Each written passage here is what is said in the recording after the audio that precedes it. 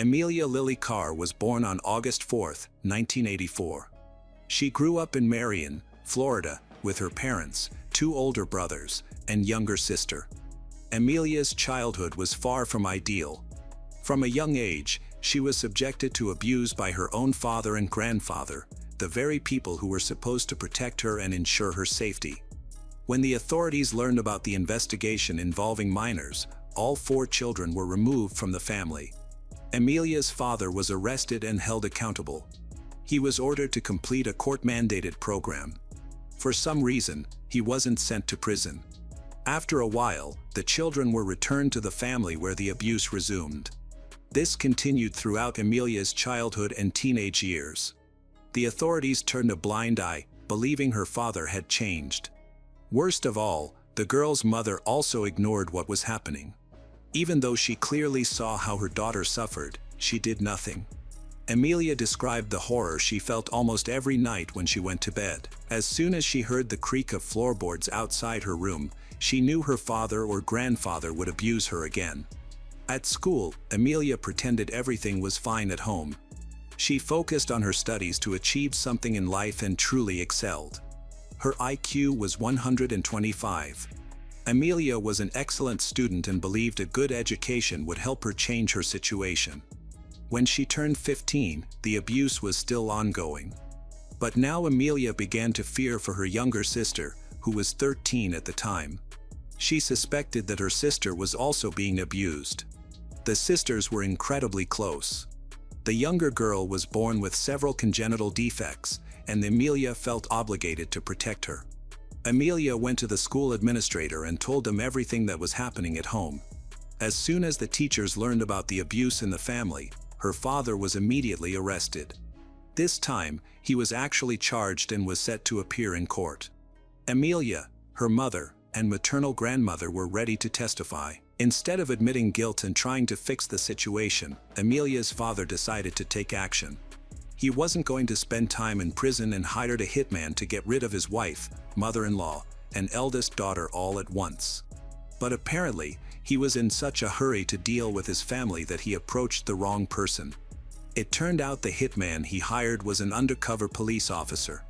Amelia's father was sentenced to only 4 years in prison, despite abusing Amelia for 10 years, possibly abusing her younger sister, and hiring a hitman to kill his family. This prison sentence, however short, gave Amelia the chance to rebuild her life and escape the abuse. She was finally able to protect her younger sister. For the first time, Amelia was thriving. She discovered a passion for photography, began a modeling career, and joined the military. Unfortunately, her difficult childhood left a mark on Amelia. She had endured too much. On one hand, she felt guilty for sending her own father to prison. On the other, she was incredibly angry at her mother for allowing her husband to abuse the children, for not intervening or protecting them. Amelia was torn by conflicting emotions and had to cope with them somehow. Eventually, she left her mother's home and lived in various foster families. Then she dropped out of school and at 17 became pregnant. The father of the child was a man much older than her. To avoid legal trouble for him, Amelia married him. The marriage was doomed from the start, and they soon divorced. After that, Amelia changed partners frequently, constantly entering relationships that weren't right for her. As a result, she had 2 more children with 2 different men. Amelia periodically got involved in criminal activities, even being convicted for helping her ex-husband steal exotic birds. By the age of 21, she was a single mother with 3 children. Realizing she was on the wrong path, Amelia decided to turn her life around and settle down. She earned her high school diploma, trained as a massage therapist, and began earning a decent living. It was at this point in her life that Amelia met Joshua Damian Fulgham and Heather Strawn, who would play a significant role in her story. Joshua and Heather were about 3 years older than Amelia and had been together since high school. Joshua was born in 1981 in Mississippi. Like Amelia, he had a troubled childhood. Around the age of 7, his mother's new partner began physically abusing him.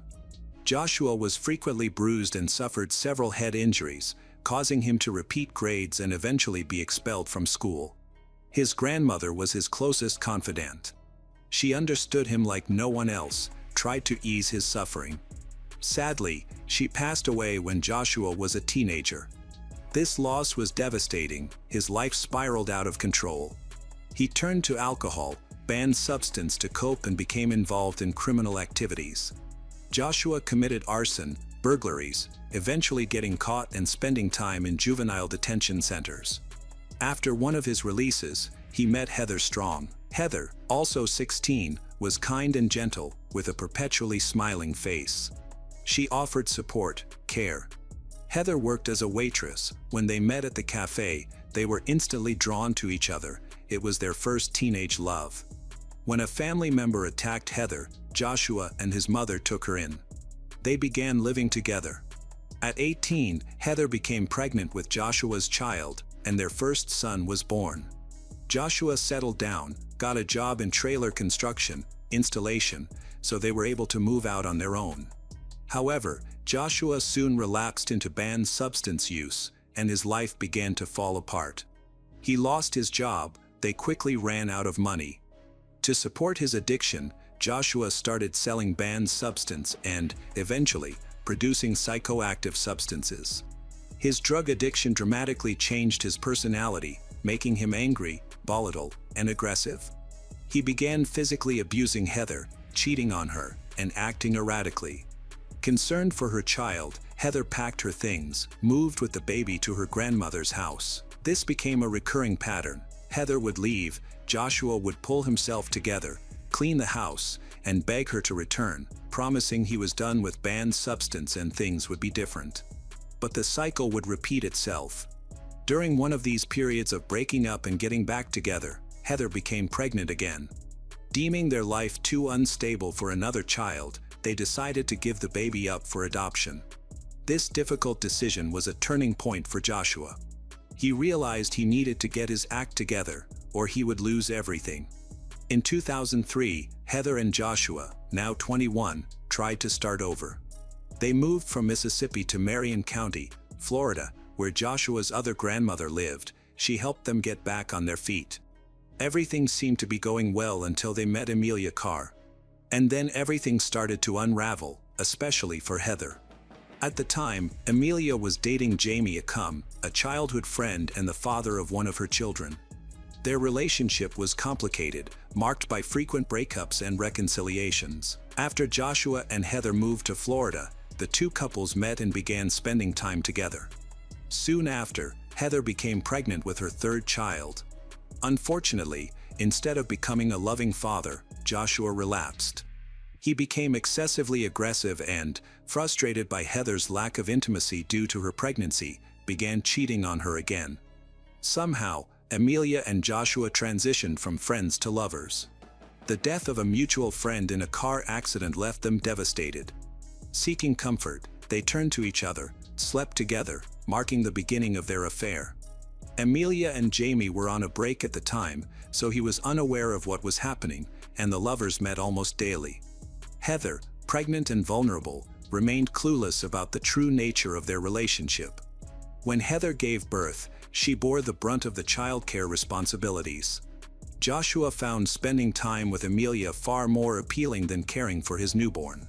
The affair lasted nearly a year before Heather finally discovered the betrayal by her friend Amelia and her beloved Joshua. Utterly devastated, she packed her belongings, took the children, returned to Mississippi.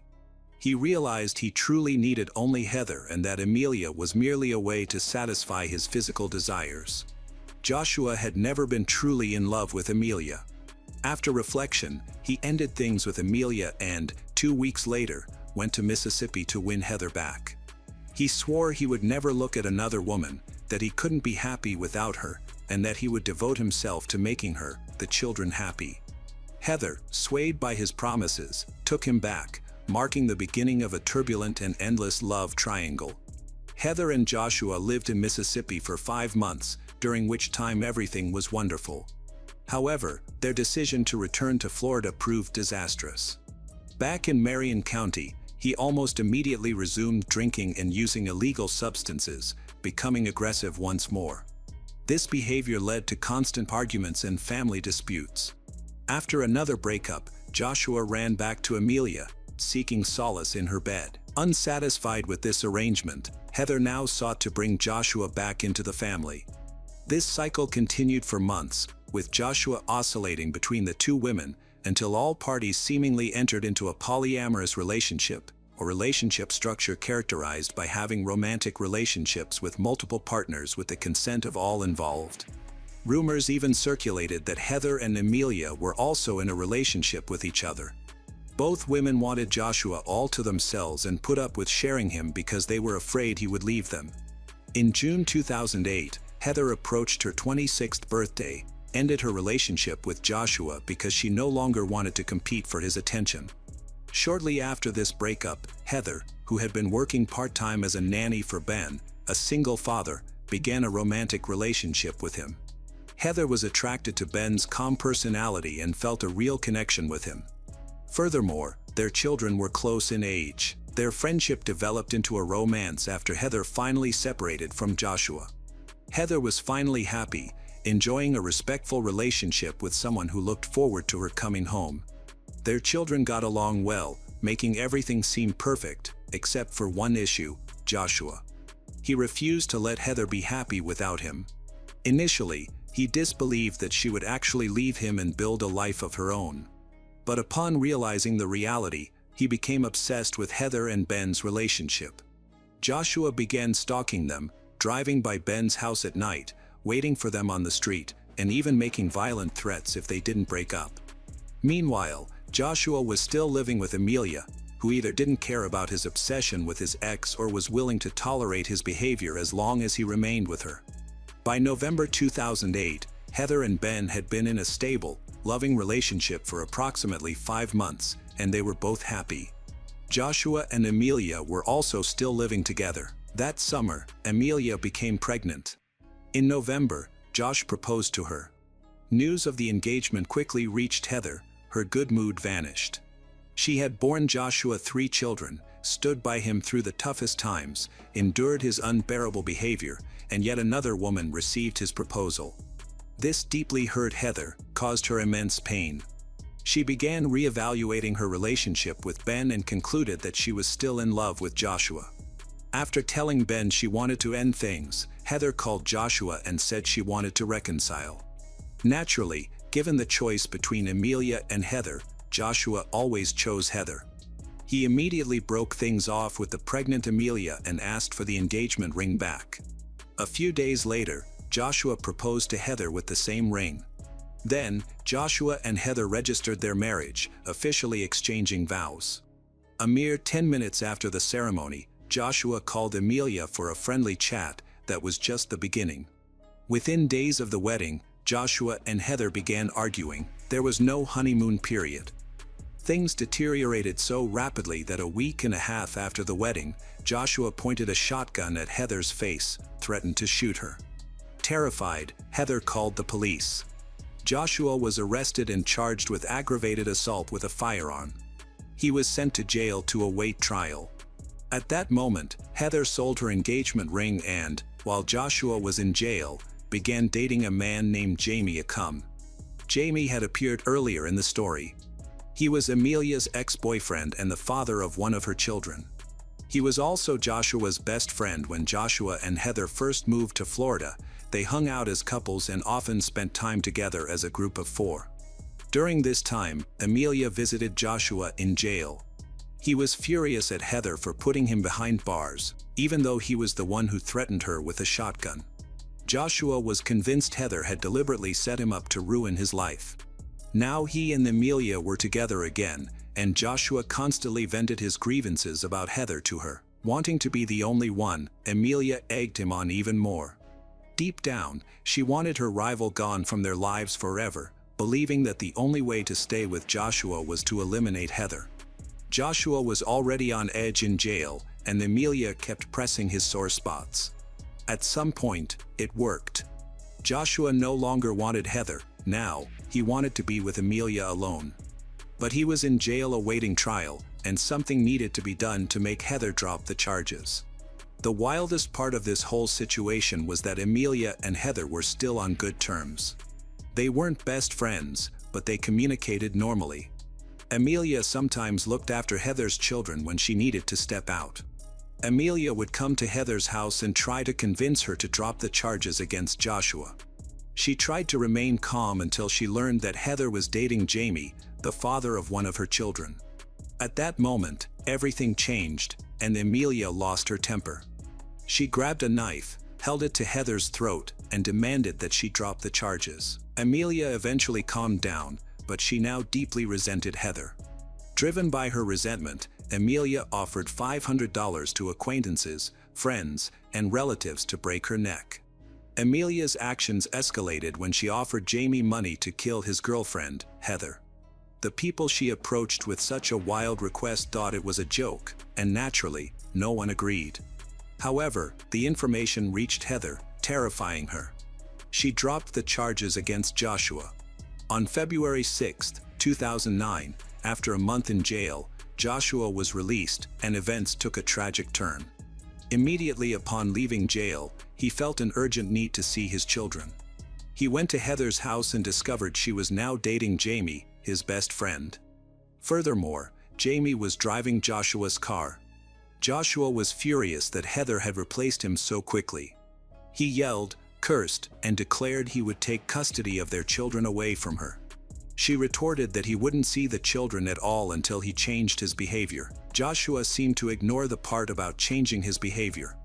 Instead, he interpreted Heather's words to mean she would return to Mississippi and take the children, ensuring he would never see them again. Joshua's anger grew because Amelia encouraged him, demanding that Heather be punished.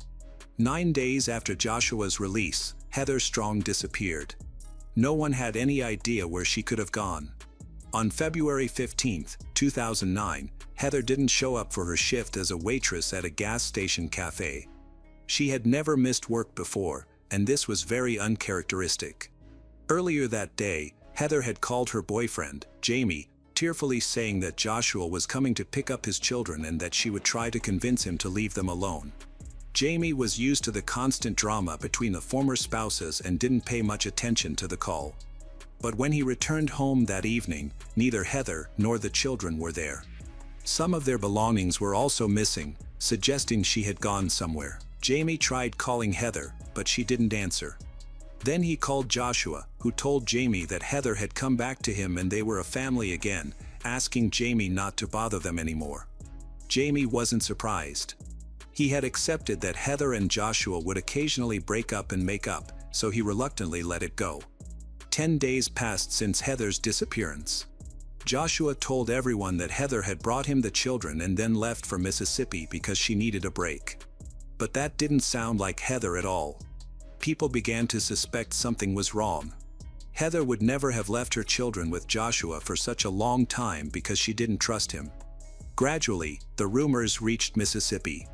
Heather's family, where she supposedly returned, was very surprised. They hadn't heard from her in almost 2 weeks. Her relatives raised the alarm and reported Heather missing. The police immediately began an investigation. Joshua was the prime suspect, as the authorities were already aware of domestic violence in the family. He told them the story that Heather had brought the children and then left for Mississippi to rest and gather her thoughts. He even showed the officers a document where Heather voluntarily transferred custody of the children to him. While there was no immediate cause to charge Joshua, the police's suspicions remained. On March 18, over a month after Heather's disappearance, police received a report that cash had been withdrawn from her bank card at an ATM. Detectives reviewed the surveillance footage and discovered that Joshua had used her card, providing enough cause to arrest him. During interrogation, officers learned of another key witness, Amelia Carr, who was also implicated in Heather Strong's disappearance. Amelia voluntarily came to the station, convincingly playing the role of a concerned friend offering to assist the investigation. To elicit a confession, Amelia and Joshua were questioned simultaneously in separate rooms. Soon, the police discovered that Amelia had offered acquaintances $500 to kill Heather. They also learned that, during an argument, she had held a knife to Heather's throat and threatened Heather's life. After these details were revealed, Amelia visibly grew nervous, although she tried to maintain a calm facade and claimed she had no conflicts with anyone. The detectives tried to trick Joshua and Amelia by telling each one that the other had already confessed and was blaming each other. Amelia quickly realized she needed to protect herself and declared she would tell the truth if granted immunity from prosecution. However, the detectives couldn't agree to this, as she was a potential criminal. They decided to press Joshua harder. He eventually broke. The interrogations, which lasted several days, were exhausting. Joshua confessed that while he didn't directly take Heather's life, he was still guilty. He explained that on February 15, 2009, the day Heather disappeared, he had snapped. He genuinely believed Heather would take his children and prevent him from seeing them. Much of this fear was fueled by Amelia, who constantly provoked him, leading him to believe that something needed to be done to remove Heather from the picture. Their plan was to lure Heather to Amelia's trailer, allegedly by promising her money.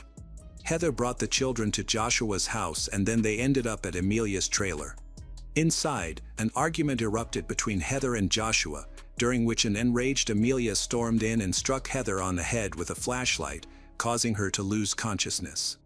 Joshua and Amelia sat her in a computer chair, bound her hands and feet with duct tape, and taped her mouth shut to prevent her from making any noise.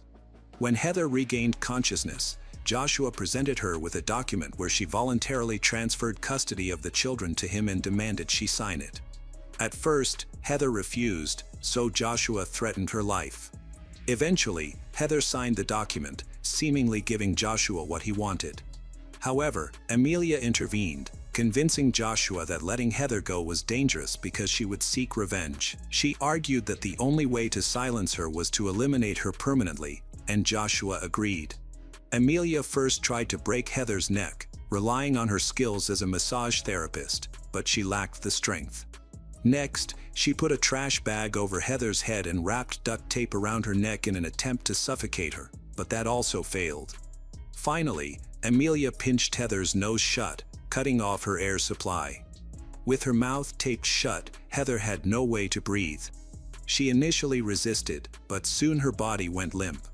When no one was looking, Joshua and Amelia put Heather's body in a suitcase and buried it in the backyard. Later, Joshua showed the detectives where he had buried Heather Strong's body.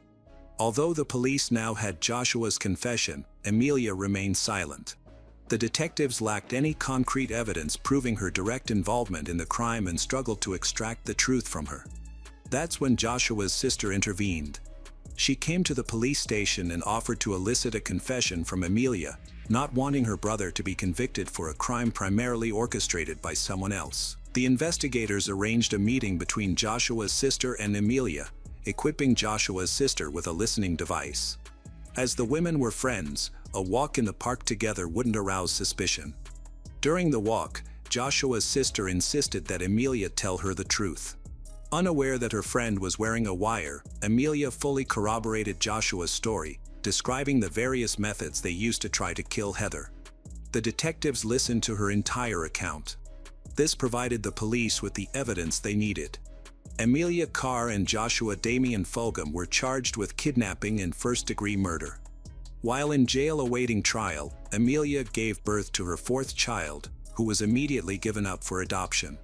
Her other 3 children, along with Heather and Joshua's 2 children, were placed in foster care. Unable to manage their own lives and relationships, the irresponsible parents ruined the lives of several young children. 18 months later, in 2010, the case finally went to trial. Amelia Carr was the first to face the jury. She pleaded not guilty. The Carr family issued a statement arguing that Amelia's childhood abuse at the hands of her father and grandfather had traumatized her, potentially affecting her mental state. Her lawyer attempted to portray the defendant as a victim under Joshua's strict control and influence. However, the prosecution only needed to present the recording of her confession, which immediately exposed her deception. The jury found Amelia Carr guilty of first-degree murder. Next, they had to decide on the appropriate punishment. The grand jury voted 7-5 to sentence Amelia to death. At the age of 24, Amelia was placed on death row, becoming the youngest woman to receive such a severe verdict. She was officially sentenced to death by lethal injection on February 22, 2011. Joshua Damian Fulgham's trial occurred in April 2012. He pleaded not guilty, but the jury was split. 8 jurors favored life imprisonment, while 4 did not. Ultimately, he received a life sentence without parole for the same crime, based on the jury's recommendation. While both Joshua and Amelia were responsible for kidnapping Heather Strong and her death, Amelia was the one who directly caused Heather's death. This might explain why they received different sentences. While in prison, Amelia launched a campaign to prove her innocence, giving several interviews in which she again tried to portray herself as a victim of circumstances. She held the title of the youngest woman on death row for a considerable time. However, in 2017, after numerous appeals, her death sentence was commuted to life imprisonment without the possibility of parole because the jury's initial vote had not been unanimous. Often, crimes involving women receive more attention. But in this case, both perpetrators were guilty. The difference was that Joshua genuinely repented and took responsibility for his actions. He deeply regretted taking the life of the mother of his children and the woman he once loved. Amelia Carr, on the other hand, continued to deny everything and blame Joshua, never showing remorse. Yet both were equally responsible. Heather Strong was a kind, caring, and loving young woman with 2 children whom she loved more than anything. She worked hard to provide for them and wanted nothing more than to watch them grow. The tragedy is that it wasn't just Heather who suffered.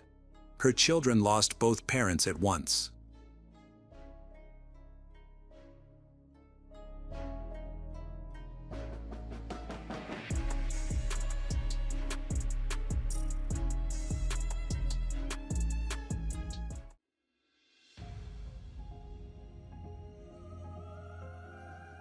Hello everyone, today we will learn about another case. The case of Troy LaFerrara. In 1994, in the tiny town of North Pole, Alaska, USA, Miranda was born. She had an older sister named Ashley, and both girls were raised by their mother, Elizabeth, a single parent. From the very beginning, their lives were not easy. At the age of 2, Miranda was diagnosed with congenital hip dysplasia. Because of this, from an early age she began to wear a special corrector so that she could be mobile naturally. It was difficult for her. Miranda was often perceived as an outcast with her mother. Everything was going badly. Elizabeth had problems with work. During this tough time, her brother-in-law, Richard, became a source of support. He was a serviceman and seemed like a decent person. He frequently visited her home, and he sometimes even looked after the children. However, as it later turned out, his intentions were much darker. When Miranda and Ashley turned 5 and 6 years old, respectively, Richard abused the girls. He convinced them not to tell anyone about what had happened. Only a few years later, the eldest daughter found the strength to overcome her fear and speak about the abuse. It was then that Elizabeth reported the matter to the police. When officers came to search Richard's house, they found a diary detailing all the abuse he had inflicted on the girls. He was sentenced to 10 years in prison but was released after just 6 years for good behavior. This was his first criminal offense, which contributed to his early release. By the time Miranda and Ashley turned 9 and 10 years old, respectively, they were grappling with the psychological trauma inflicted by Richard. When Elizabeth and her children learned that he would be released, it was a tremendous shock. They decided to move to another city. During this period, their situation worsened. Financial difficulties increased, and they felt betrayed by someone they had trusted. All of this became a significant burden. In their hometown, there was nothing that held them back. Living in proximity to such a threat was unbearable. Miranda hoped for a fresh start with the move, but it did not help her cope with the psychological trauma she had endured. By the age of 12, she began to exhibit rebellious behavior, associating with a group of older, dysfunctional teenagers. They engaged in substance abuse and excessive drinking. In her quest to fit in with this group, Miranda also began to indulge in these harmful behaviors. During this period, she met a man who was 24 years old at the time and had a bad reputation. Unfortunately, Miranda seemed to have always attracted such trouble. She became part of a group of teenagers with unconventional interests. They referred to themselves as a satanic group. Most people considered them gloomy and dangerous. Although Miranda wasn't an official member, she clearly participated in activities because of him, who persuaded her to join in some rituals, after which her soul seemingly belonged to him. When Miranda finally told her mother about what had happened, Elizabeth tried to sever all her daughter's ties with this unhealthy group. Unfortunately, this did not help. She began to run away frequently, developed an addiction to hard substances, and her school performance deteriorated significantly, as did her relationships with classmates. She became very aggressive and often instigated fights. The situation continued to worsen, and Elizabeth struggled with similar addictions. Miranda's biological father intervened. As far as is known, this was the only significant impact he had on her life. At his insistence, Miranda was placed in a clinic where she received help to combat the consequences of her experiences. She was prescribed medications and diagnosed with mental disorders. Unfortunately, this was of little help. According to people who were well acquainted with the dysfunctional family, by the age of 16, Miranda decided to drop out of school. At the same time, she immersed herself in wild parties with her troubled peers. She began a series of relationships with older men, one of whom got her pregnant. Although Miranda decided to keep the child, she didn't even know who the biological father was. After that, Elizabeth asked her to terminate the pregnancy. Meanwhile, relations with her family deteriorated to an extreme point. Ashley could no longer watch her mother and sister turn into addicts. She felt forced to leave home, resulting in Miranda losing her only support. By this time, after Elizabeth's overdose, social services decided to take Miranda away from Elizabeth. She is destined to be in a new family in a small town called Dan in North Carolina. It was here that Miranda met a 20-year-old man named Alit Barber. By this time, Miranda was 17, and Alit was engaged to a girl who was expecting a child with him. This girl later turned out to be another underage student. A love triangle formed around Alit, who had 2 pregnant girls at once. The children were born about a month and a half apart. Now, the group had 2 newborns that needed care. However, all of them are not mature enough to take on the responsibilities of being parents. A few months after the children's birth, Alit's own daughter was hospitalized due to an overdose of sedatives. The behavior of the biological father had always been problematic, and from that moment, it only deteriorated further. His relationship with his fiancée began to suffer, and she ultimately decided to break up with him, leaving with the child for another city. This led to Alit and Miranda being together, forming a full-fledged couple, raising little Aria together. During this time, Miranda willingly talked about her difficult past, and Alit became intrigued as they discussed her experiences with the satanic cult. About a year into their relationship, they decided to leave North Carolina, as their families did not approve of their lifestyle. This escape was necessary to distance themselves from constant conflicts and the supervision of the older generation. Thus, a series of moves began for the young family. They struggled to settle down anywhere for long due to employment difficulties, until they finally reached a suburb in Pennsylvania called Port Trevorton, where only about 400 people lived at that time. They had neither money nor work to establish a foothold. However, Alit had a friend in the area who helped them by providing a place to stay. They were essentially marginalized individuals, making it challenging for them to find regular employment, as they were quite unsociable, which led to difficulties with social interactions. On October 22, Miranda, in her search for income, decided to offer herself as an escort service. She emphasized in her advertisement that she was not willing to provide intimate services but was available for companionship and to accompany men to various events.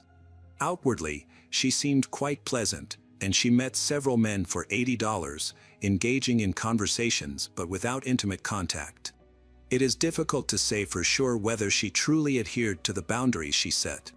In one such encounter, she met a man named Troy La Ferrara, a 42-year-old married man who had been a decent family man and church member for decades. Upon seeing Miranda's advertisement, he became immediately interested. When he called Miranda, He offered a different type of service, not just companionship, which angered her. She refused his proposal, pointing out what she had written in her ad.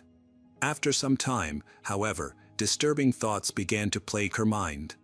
Miranda and Alit realized they were dealing with a rather wealthy man since he had made a very generous financial offer. After discussing it, they recognized that this could be a potential way to alleviate their financial struggles. Although they had not previously fantasized about such desires, the allure of crime as a solution to their financial difficulties excited both Alit and Miranda greatly. At the beginning of their relationship, Alit and Miranda immediately developed a common interest in satanic themes. Their conversations were often filled with dark imagery, including mentions of blood.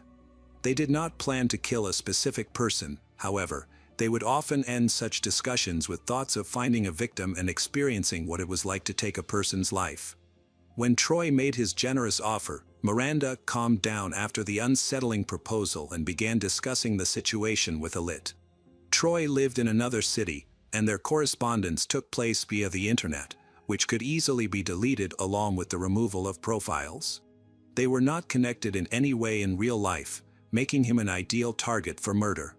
They realized they could make good money and fulfill their long-standing dream. A couple of hours later, Miranda agreed to Troy's offer and messaged for him. They agreed to meet in a parking lot of a supermarket on the outskirts of the city, where Miranda would be in her car. Miranda suggested going to a neighboring suburb, claiming it was her summer house that she used for work. Naturally, she did not take the initiative alone. Her boyfriend was supposed to be in the back seat of the car to help her bring her dark fantasy to life. Their plan involved disguising tools and a blanket in the car. The plan stipulated that Miranda would say a code phrase, after which Alit would attack the victim. The meeting was scheduled for November 11, 2013, a date chosen deliberately because it turned out to be Alit's birthday. At the appointed hour, the Honda CR-V was waiting for Troy in the shopping center parking lot. Upon entering the vehicle, he immediately paid Miranda the agreed amount. They drove to a neighboring town, also small and provincial. However, instead of taking him to the house they had discussed, Miranda drove to a secluded spot on a quiet, deserted street in a forested area. She stopped the car and said the code phrase, after which Alit began to strangle Troy with a wire. However, they underestimated their victim's strength. Troy turned out to be quite a powerful man, managing to open the door and even pull one leg out onto the street.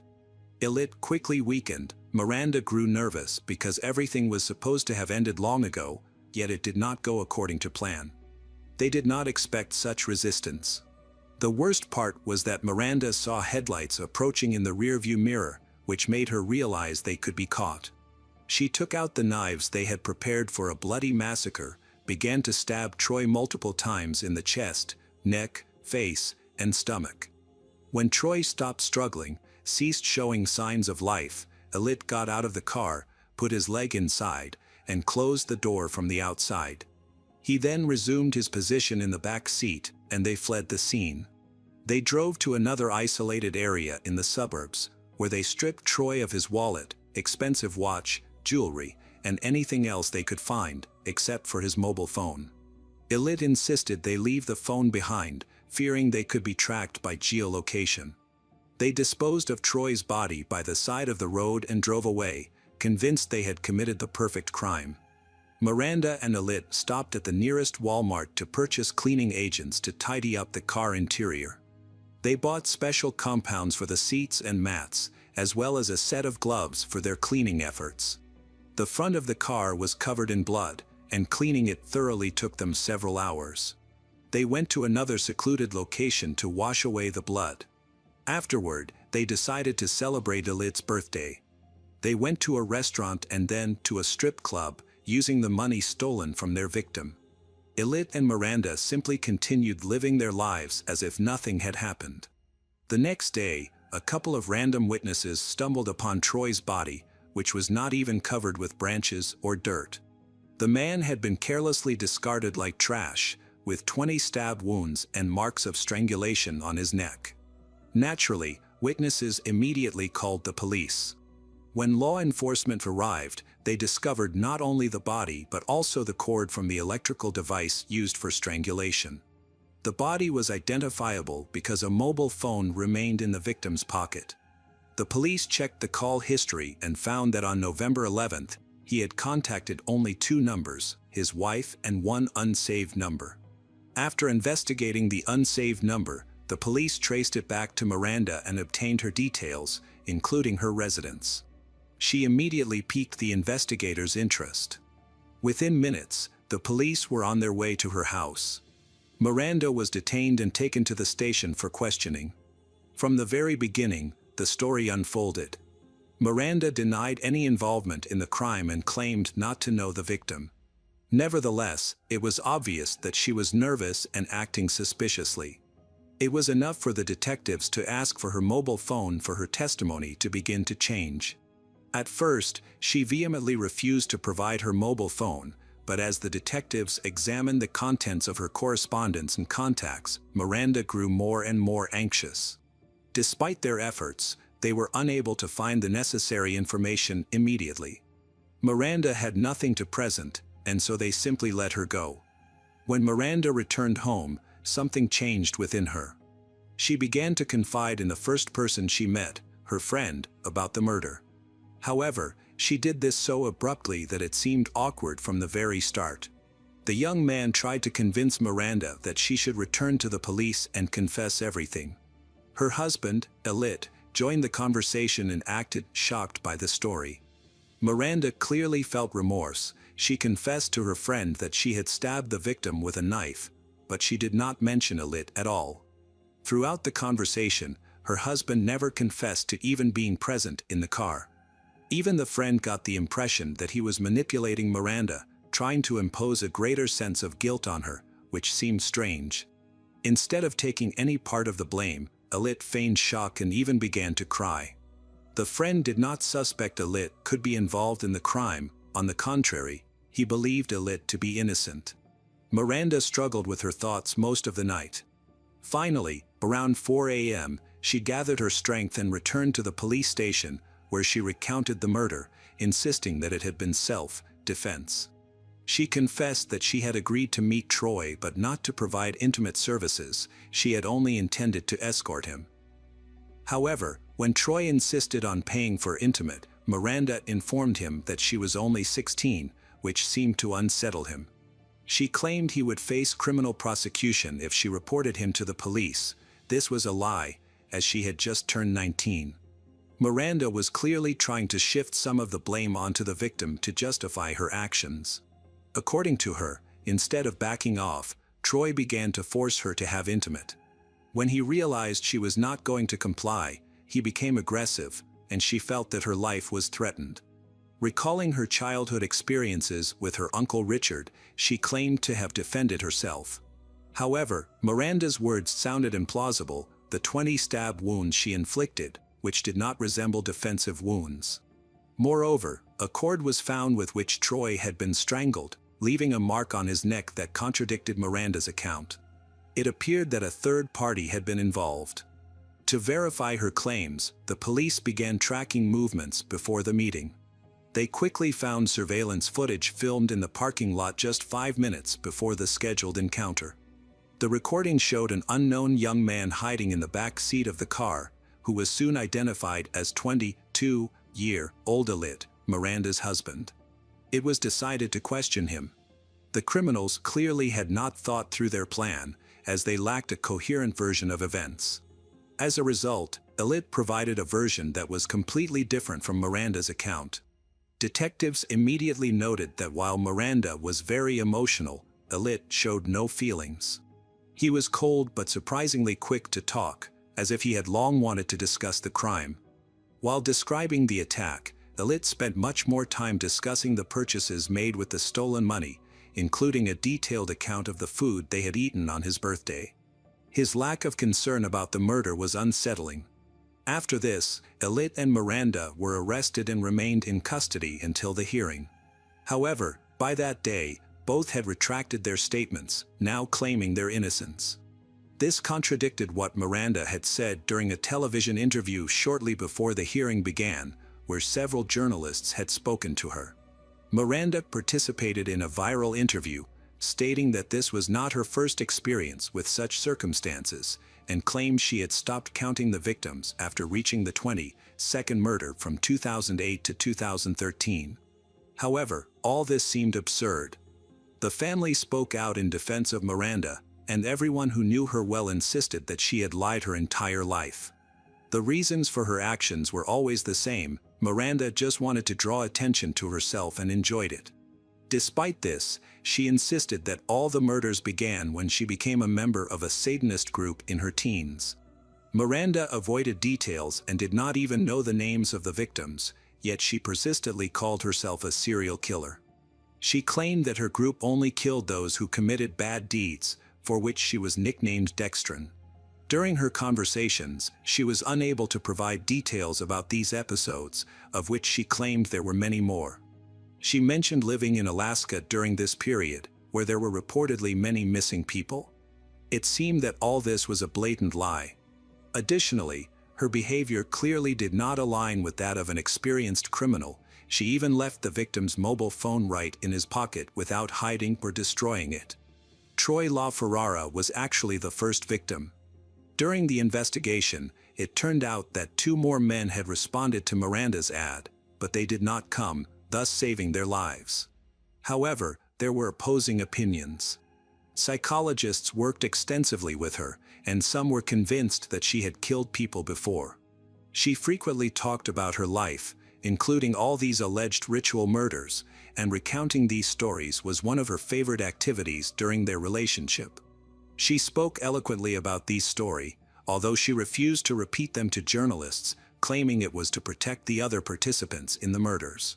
Her friends thought she was possessed, while others in the prosecutor's office believed the criminals were trying to avoid the death penalty by claiming insanity. All this was very difficult to prove or disprove, given the numerous statements from the detainees. Before the hearing began in 2016, everything was still uncertain. However, other upheavals occurred. The mother of Miranda voluntarily took her own life. She could not cope with the public pressure of being accused of raising a monster. By that time, she had been struggling with addiction and mental health issues for many years, and her relatives believed she simply could not manage them.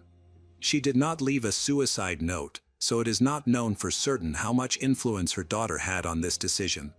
Many believe that the public pressure surrounding Miranda was the last straw. That same year, while in prison, Miranda asked for a divorce from her husband.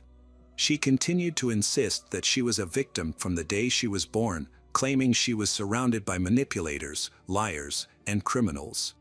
One day, she recounted how she was tied to a bed and had an abortion at home.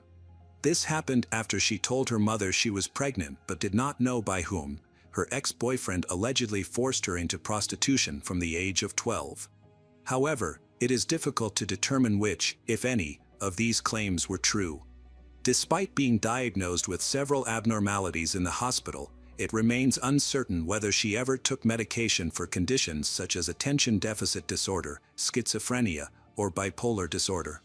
Feeling the attention and interest of the public, Miranda continued to spin one tale after another. Now she remembered the name of a boy, whom she claimed was killed in another ritual. She then stated that she voluntarily went to the police because she wanted to be arrested to finally stop killing. Elit and Miranda were found guilty. However, there were difficulties in determining the punishment due to their young age. The prosecutor's office fought in vain for the death penalty but was unsuccessful, largely due to organizations advocating for the abolition of the death penalty. As a result, in September 2014, they were sentenced to life imprisonment. Aria fell under the jurisdiction of Child Protective Services. Given how public the scandal was, the little girl's name was changed, and she was placed in a foster family. Most of all, the murders shocked Troy LaFerrara's wife. She had no idea her husband was living a double life, and she was even more shocked by the tragic ending. The case of Troy LaFerrara stands as a somber testament to the destructive power of unresolved trauma, the allure of darkness, and the fragility of human lives caught in the crosshairs of desperation and choice. This narrative is more than a recounting of a crime. It is a profound exploration of how personal pain, toxic relationships, and societal neglect can coalesce into an act of irreversible violence, leaving a trail of devastation that echoes far beyond its immediate victims. Miranda's journey from a vulnerable child to a convicted killer is a harrowing descent marked by pivotal moments of suffering and rebellion. Diagnosed with a physical disability at age 2, her early years were shaped by the struggle for mobility and the isolation it bred. The abuse she and Ashley endured at 5 and 6, respectively, from Richard, a trusted family figure whose dark intentions were later exposed in his diary, planted seeds of trauma that would grow unchecked. Troy LaFerrara, a church-going husband and father, entered this story as an unlikely victim, drawn by Miranda's online ad for companionship in October 2013. His offer of payment for more than she advertised sparked a plan born of financial need and dark fantasy. This was not a crime of passion but a calculated act, driven by greed and a perverse desire to experience murder, rooted in the satanic themes that had long captivated their conversations. The story of Troy LaFerrara is a mirror to society's failures and humanity's capacity for darkness, a call to confront the roots of violence, trauma, isolation, and the allure of destructive bonds, while mourning the lives it claims. For Miranda, it is a life sentence that began long before prison, a confinement rooted in a childhood stolen by abuse and an adulthood lost to her own choices. For Elit, it is the end of a path paved by recklessness and a chilling lack of remorse. For the rest of us, it is a plea to see the unseen, to intervene before despair turns deadly, and to honor the sanctity of every life, however flawed, that crosses our path. In the quiet of Port Trevorton, Troy's memory endures as a silent witness to a tragedy that need not have been, a life extinguished by two souls who chose darkness over light, leaving only questions and sorrow in their wake.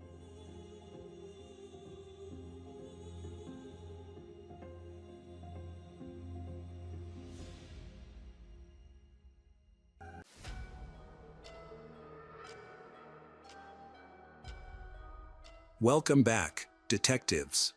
Let's dive into another horrible case. The case of Jasmine Pace. Jasmine Pace, a 22-year-old college student, planned to spend Thanksgiving 2022 with her family. However, her plans suddenly changed, leaving her mother surprised. At the last moment, she sent a message canceling the family gathering. Shortly afterward, a new post appeared on Jasmine's Facebook page that read, "Enjoy Thanksgiving with my baby," accompanied by a photo that raised concerns. Initially confused, her family's concern quickly escalated into panic when they realized something was wrong. Jasmine was missing, and someone seemed to be impersonating her online. On the night of November 22, 2022, Jasmine drove a white Chevy Equinox away from her home in Chattanooga, Tennessee, at approximately 11:30 p.m. Later, her mother, Katrina Bean, received a text from Jasmine's phone stating that she would spend the rest of the week at her friend Emma's house. Since Jasmine was grieving the recent loss of her grandmother to cancer, her decision to skip the family gathering didn't immediately alarm her loved ones. She often withdrew for short periods to cope with her emotions. But everything took a troubling turn when Jasmine made a Facebook post. The post featured Jasmine in an uncharacteristically revealing outfit, which surprised her mother. What alarmed her father, Travis Pace, was even more troubling. Jasmine's extensive tattoos were missing from the photo. Each tattoo represented a timeline in her life, added months apart, creating a distinctive pattern, especially on her right arm.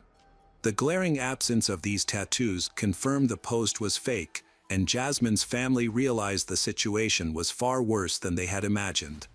Katrina reached out to Jasmine's friend Emma and confirmed what she had suspected. Jasmine had been missing from her family for a week, contradicting the claims in a recent message. Several other friends and family members had also received suspicious messages supposedly from Jasmine, all of which raised concerns. The family immediately began searching for her. Jasmine's SUV, equipped with a GPS feature from the My Chevrolet app, allowed her mother to track its location. The car was found parked outside a building on Mountain Creek Road in Chattanooga. By the time it was discovered, It was 8:30 p.m. on November 26th, 4 days after Jasmine was last seen leaving her mother's house late on the evening of the 22nd. The area where the car was located was unfamiliar to the family, and as far as they knew, Jasmine didn't know anyone there. When they approached the car, they noticed that the driver's seat was pushed far back, suggesting that someone much taller than the petite Jasmine had been driving. The family contacted the police, who arrived on the scene and filed a report describing the situation. Katrina also reached out to the family's cell phone provider. Since Jasmine was part of their family plan, her mother, Katrina, had access to her phone records. The records revealed that there had been no calls from Jasmine's phone for several days. In the presence of the police, Katrina began calling the numbers listed in the call log. One number stood out, a call with someone Jasmine had spoken to for over an hour on the night of the 22nd. When Katrina dialed that number, it connected to a young man named Jason, whom Jasmine had recently met on a dating app. Jason, a computer science student at a university in Chattanooga, had been casually dating Jasmine for a few months. Their relationship was not serious, so Jasmine never introduced him to her parents, Katrina and Travis, who didn't know him. When Jasmine was reported missing, Jason claimed he hadn't heard from her in several days and that their last conversation had been brief. However, Katrina found his behavior suspicious and felt he might be lying. His apparent lack of concern further alarmed her. Despite Katrina urging the police to dig deeper, they refused, arguing that Jasmine was an adult and there was no clear evidence of foul play. Determined to find their daughter, Katrina and Travis began knocking on doors throughout the apartment complex on Mountain Creek Road. Unfortunately, no neighbors had seen Jasmine. They sought help from the apartment guard, who provided security camera footage. The video showed a white Chevrolet entering the parking lot. By cross-referencing this footage with timestamps from the My Chevrolet app, they pinpointed the general time frame but couldn't identify the driver. Katrina then noticed an unread text message from Jasmine, sent on November 23rd. The message included a location and timestamp, showing Jasmine's device had been at a specific place at 2:18 a.m. This was highly unusual, as Jasmine had never sent such cryptic messages, especially during the night. Acting quickly, Katrina and Travis went straight to the address mentioned in the message.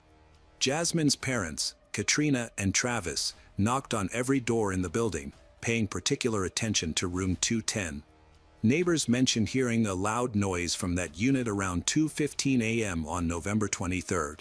Upon investigation, Katrina and Travis quickly discovered that the tenant of the apartment was Jason. The unit was quite small, consisting of a kitchenette near the sofa, a hallway leading to the bedroom, and a single bathroom. From the front door, they could see a small duffel bag filled with cleaning supplies sitting on the kitchen table.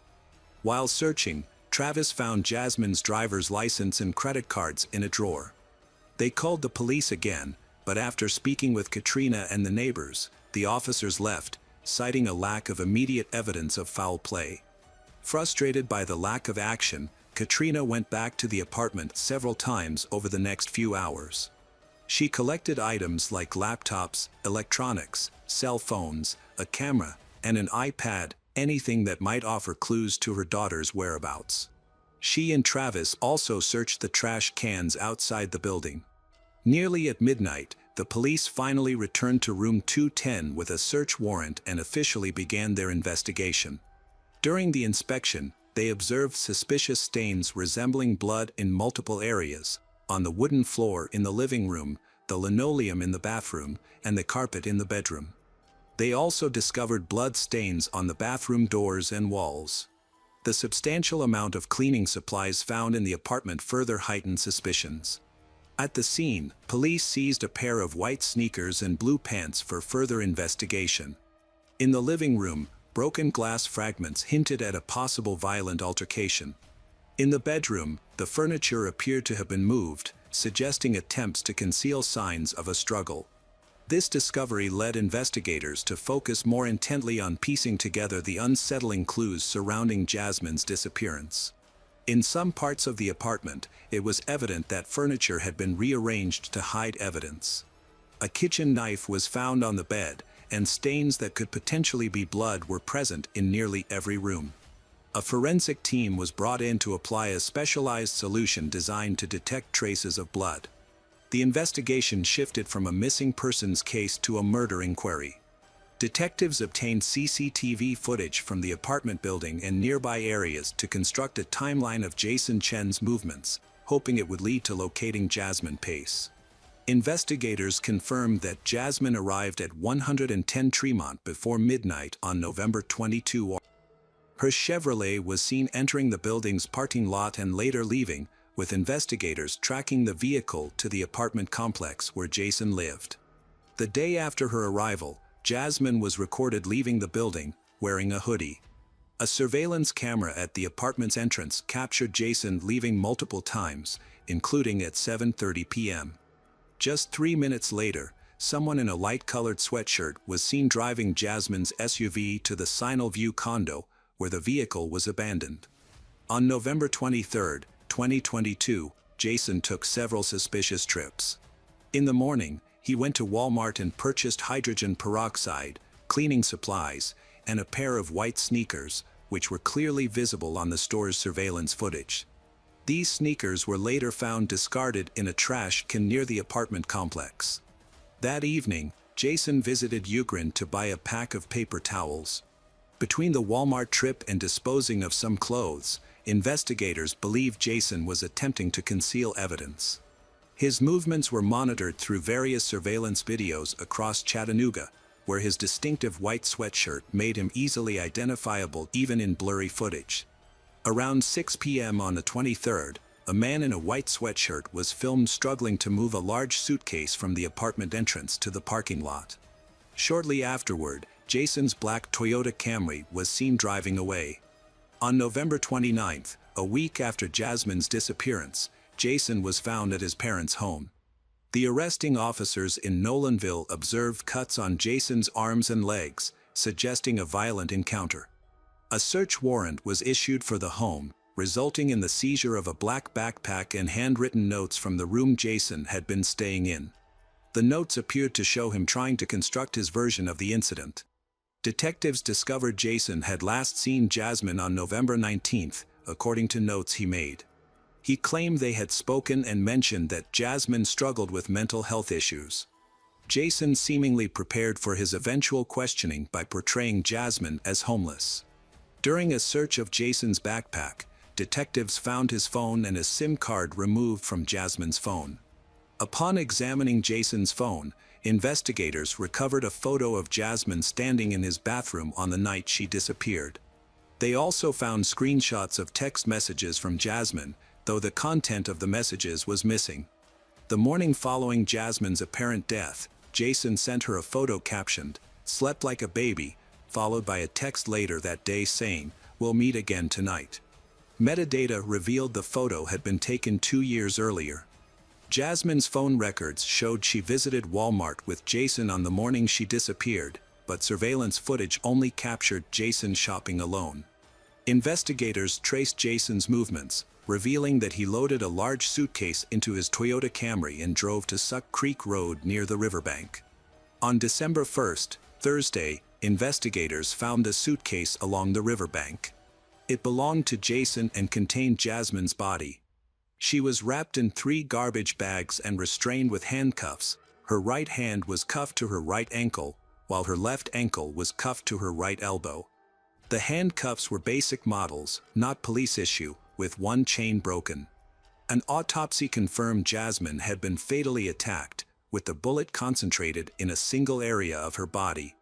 In December 2022, Jason Chen's bail was set at $5 million, sparking outrage due to the disturbing details of Jasmine's murder. Many believed he shouldn't have been offered bail at all. Evidence revealed that Jason had accessed Jasmine's phone and SIM card to manage her bank account and post fake messages after her death. During his opening statement on the first day of court proceedings, lawyer Josh Weiss did not claim his client's innocence. He acknowledged that Jason killed Jasmine but argued that it was unintentional. The prosecution did not pursue the death penalty. If convicted of first-degree murder, Jason faces life in prison without the possibility of parole. His best chance for a lighter sentence would be to plead to a lesser charge, such as manslaughter. To do this, the defense aimed to convince the jury that Jason killed Jasmine in a moment of passion, having been provoked into an extreme emotional reaction that resulted in her death. The defense's argument suggested that they had been drinking wine late at night at Jason's home, and that Jasmine had gone to the kitchen to get water. While there, she allegedly heard constant notifications from a dating app on Jason's phone. This led to an argument between the two, during which Jasmine reportedly attacked Jason with a broken wine glass. Jason, who had earlier taken a kitchen knife to his bedroom to open a bottle of wine, used the knife during the struggle. The defense explained the stains on Jasmine's body as part of an incident that occurred after the attack. They claimed Jason panicked after the attack and handcuffed Jasmine to fit her into a suitcase. Video recordings from Jason and Jasmine's phones, along with testimony from neighbors, provided a timeline of the murder and Jason's attempts to cover it up. Neighbor Courtney Brewer testified to hearing an argument after 2 a.m. The reconstruction of the murder relied heavily on the physical evidence found at the crime scene, but this is where the case became complicated. Police applied a chemical to various items at the crime scene, including a broken knife. Katrina inspected and searched the crime scene. The defense later called its expert to highlight significant changes observed between the initial police response and the scene's documentation. Furniture had been moved, and questions arose about whether certain items were relevant evidence. Travis testified that, when he initially entered the room with Katrina to find their daughter, he didn't see a knife on the bed. The medical examiner determined the attack was deliberate and found no suspicious evidence contradicting this conclusion. Based on the location of the wounds, Jasmine was likely in a fetal position during the assault. The handcuffs she wore were most likely applied while she was still alive. Additionally, the medical examiner found no alcohol in her system, which contradicted Jason's claim that they had been drinking wine. Jason's argument that Jasmine provoked him by becoming angry over dating app notifications was proven false. A state expert reviewed the app's data and confirmed no notifications were received. Jason chose not to testify in his defense. Evidence was presented quickly. Jason's lawyer withdrew support for his initial story, instead highlighting the absence of handcuff marks on Jasmine's wrists, which would have been visible if she had been alive when restrained. The presence of handcuffs suggested that the attack was premeditated. The number of wounds indicated that Jason had sufficient time to think through and carry out the assault. During closing arguments, prosecutor Cody Vamp outlined the sequence of events, including Courtney Brewer hearing someone running to the apartment door at 2 a.m. The jury began deliberating after the final arguments and delivered a verdict shortly afterward. One juror confirmed that the repeated visits by Jasmine Pace's family to the crime scene did not influence their decision. At the sentencing phase, jurors had to decide whether Jason Chen should ever be eligible for parole. Jason's attorney appealed to the jury, asking them to grant his client a chance for redemption. However, the jury deliberated for less than an hour and ultimately convicted Jason Chen of first-degree murder, sentencing him to life imprisonment without the possibility of parole. Following the conviction, Jasmine Pace's family filed a wrongful death lawsuit against Jason Chen's parents. They accused the parents of harboring Jason, giving him money, and sharing information during the days after the murder while he was the prime suspect and their daughter was still missing. The loss of Jasmine and the ensuing legal battles deeply affected the Pace family. After the sentencing, the trials surrounding Jason Chen, referred to by the family as a monster, were marked by overwhelming grief. Prosecutors condemned his crime as heinous, cruel, and inhumane.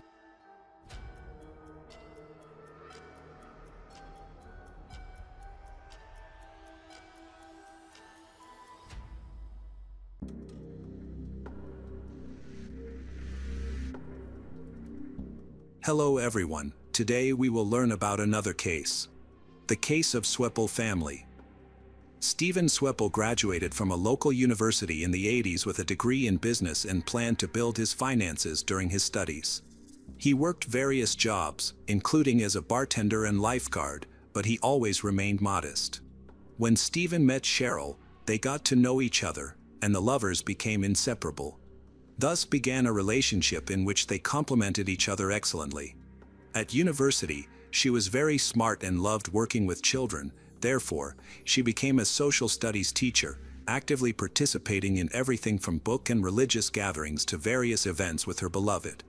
Some time later, they got married. It seemed like a perfect union, destined to last forever.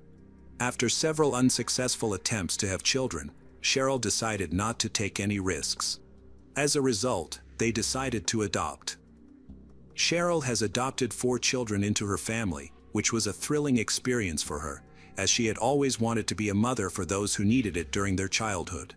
In the large house where they lived, Ethan, the eldest of all the adopted children, was born in 1998. They liked him very much because he was greatly interested in everything. He was showing energy that they appreciated for the sake of the family. Their 4th child, Eleanor, was born in 2005. She was the youngest of them all.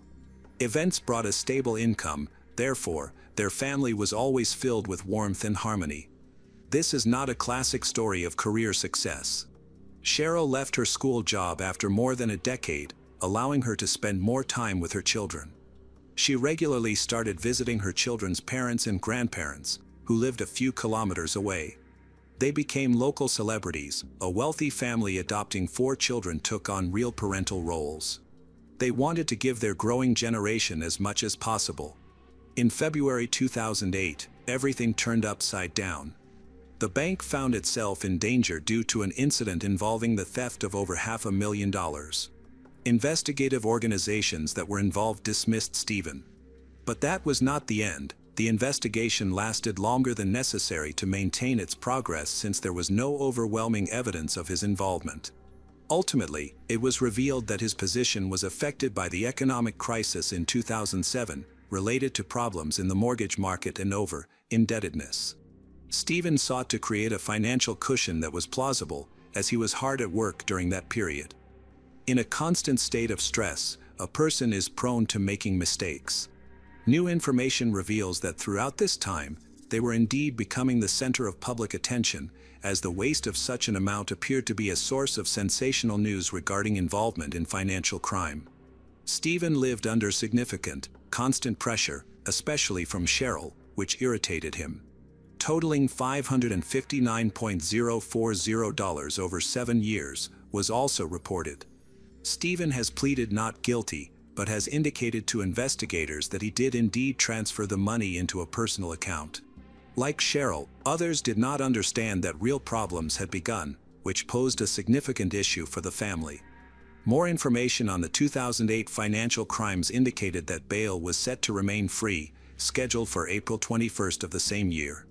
In the event of a guilty plea for the serious crime, the minimum sentence would range from 3 to 5 years, after which a possibility might arise. A significant blow followed, not only to Stephen's reputation but also to their relationships in America. Sweppel family began to collapse, and they often struggled with the consequences. A true storm from the outside awaited them. However, they remained sociable and polite, despite the stress and mental disturbances that could affect future events. On Sunday morning, the Sweppel family attended Easter Mass at St. Mary's Catholic Church. Stephen and Cheryl's parents were also present at the Mass and later said they did not notice anything unusual about anyone's behavior. That evening, a family friend stopped by the Sweppels' home to check on Stephen. The friend saw one of the children, but saw nothing unusual. In fact, a terrible tragedy occurred. On March 23, 2008 morning at 6:31 a.m., Sweppel called 911 from his cell phone, asking for police to come to his home immediately and hanging up without giving his name. When police arrived at his home, they found Sweppel's wife, Cheryl, and their 4 adopted children, Ethan, 10, Seth, 9, Mira, 5, and Eleanor, 3, dead from multiple blunt force injuries to the upper body and head. Police recovered the alleged murder weapons, 2 baseball bats, at the scene. According to forensic experts, at the time of her death, Cheryl was around 30 years old and likely died around at 11:30 p.m. At the same time as Sweppel left a series of voice messages apologizing to former colleagues and relatives. Stephen Sweppel left a note for his father and brother at their law firm. In the note, he said his family was in heaven. According to Stephen, they were doomed to humiliation, and inevitably, he would end up in prison. According to the letter Stephen wrote, he gathered his 4 children into the family van parked in the garage and attempted to kill them then himself with carbon monoxide poisoning. When that didn't work, Stephen took the children back into the house and beat them to death. The 3 oldest children were found in their bedrooms. Eleanor, the youngest, was found downstairs in the playroom. Investigators soon uncovered that Stephen had murdered their entire family, revealing that reliable information was scarce. Cheryl was probably killed during the initial attempt to cover up the crime using carbon monoxide poisoning. Nevertheless, he lacked the courage to take his own life and refused to surrender. In the face of his wife's and children's horrific death, he can't separate death from life. Approximately at 6:36 a.m., unsuccessful attempts became more evident when Sweppel died in a tragic crash on Interstate 80 outside Iowa City. Witnesses said the driver was speeding and appeared to intentionally hit a concrete pillar. There were virtually no signs of slowing down at 100 kilometers per hour. Upon impact, the car overturned. They discovered a badly charred body, from which identification was initially impossible.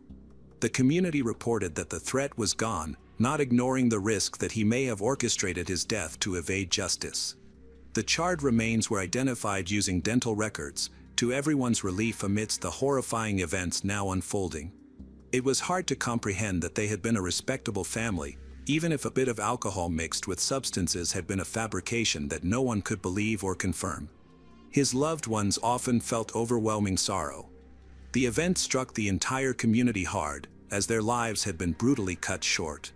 Stephen was not just a son-in-law to them, but a beloved son, and they sincerely mourned his death. On March 24th, their youngest child was to turn 3 years old. The term annihilator describes a phenomenon where a person kills their entire family. In this case, committing took his own life was akin to this situation. In 68% of cases involving family annihilators, they often kill to spare their loved ones from future suffering. Decent family men may seem like role models for family life, even if they begin to exhibit violent tendencies. The fact that Cheryl decided to return to work might have weighed heavily on him. Meanwhile, the mystery of the $500,000 stolen from the bank remains unsolved. Some believe everything is connected to the house that remained after settling the mortgage before going to court.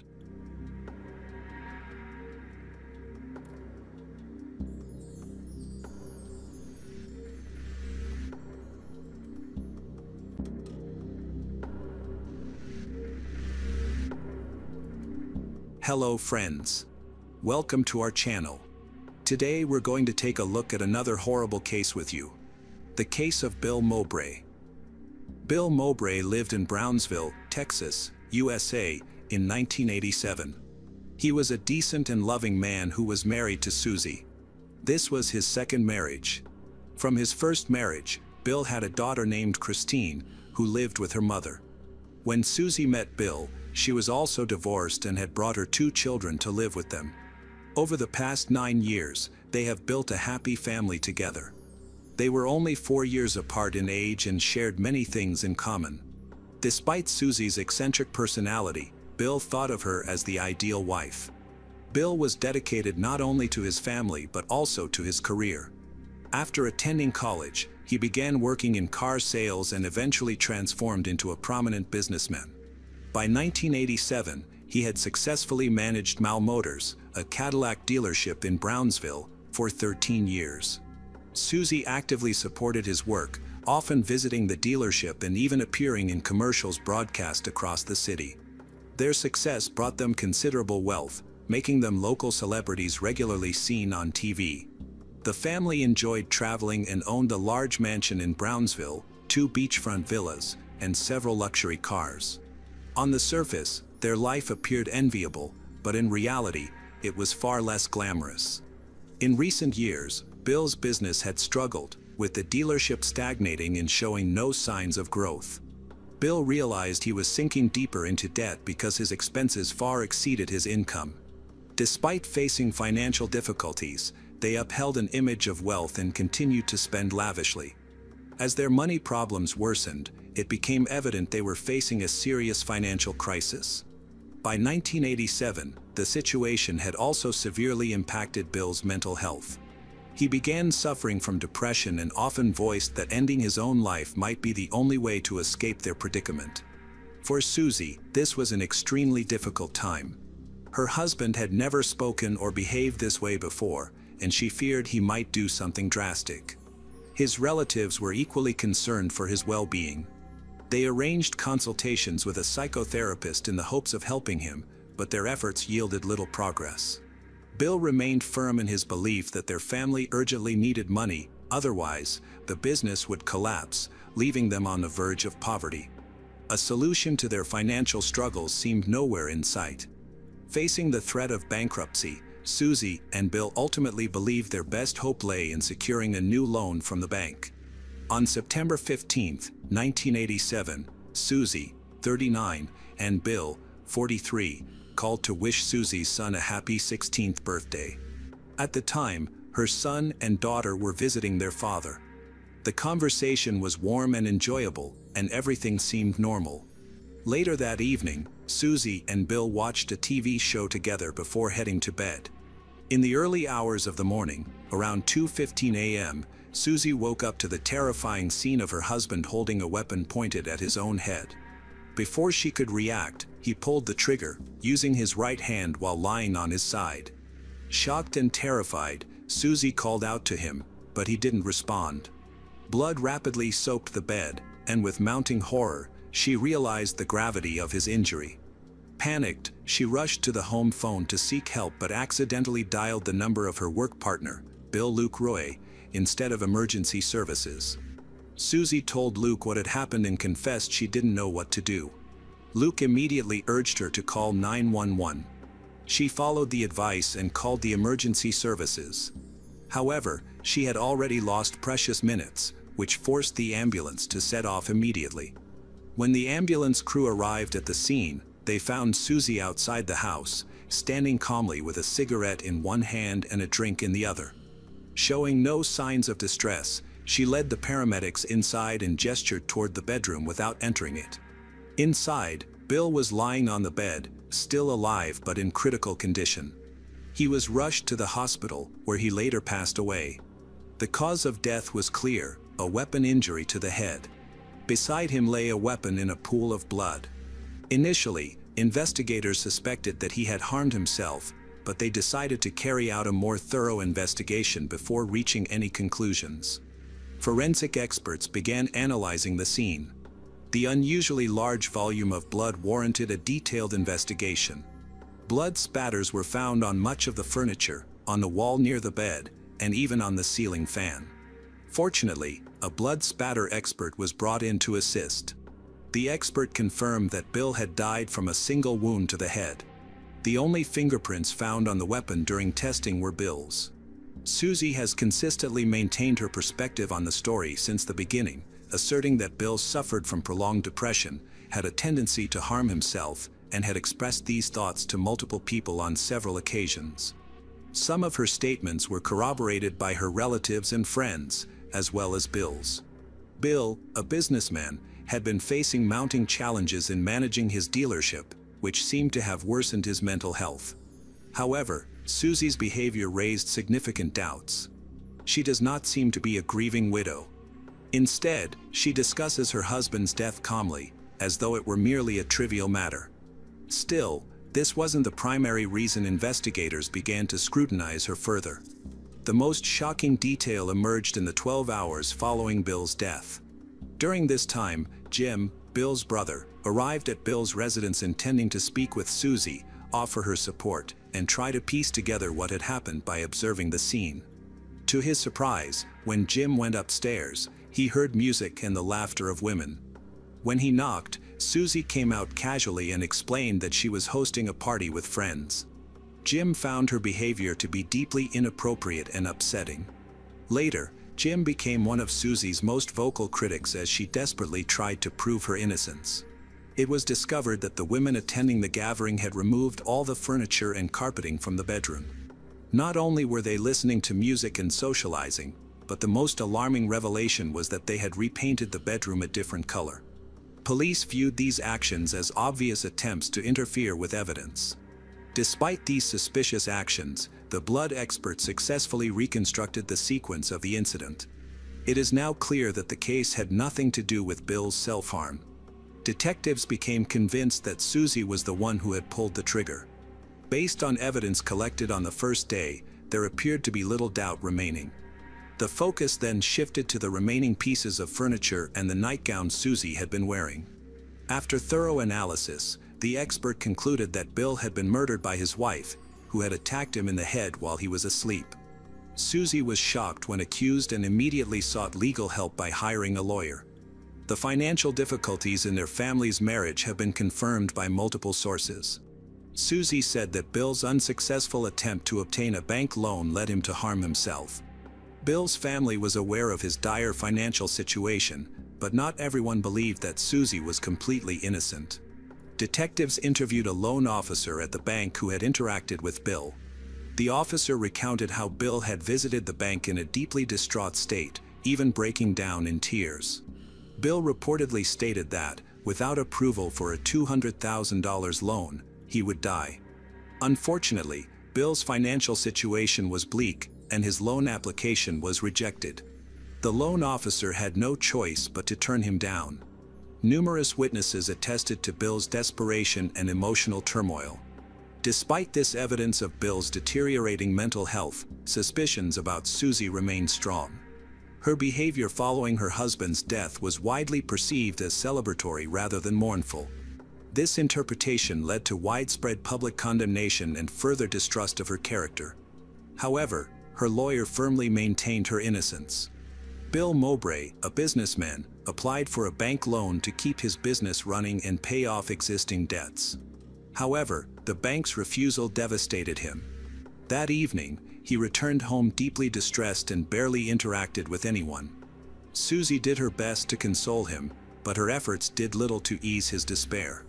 In the final days of his life, Bill fell into a severe depression as he desperately searched for a solution to his financial crisis. Later, Susie shared that after this incident, Bill frequently spoke about ending his life.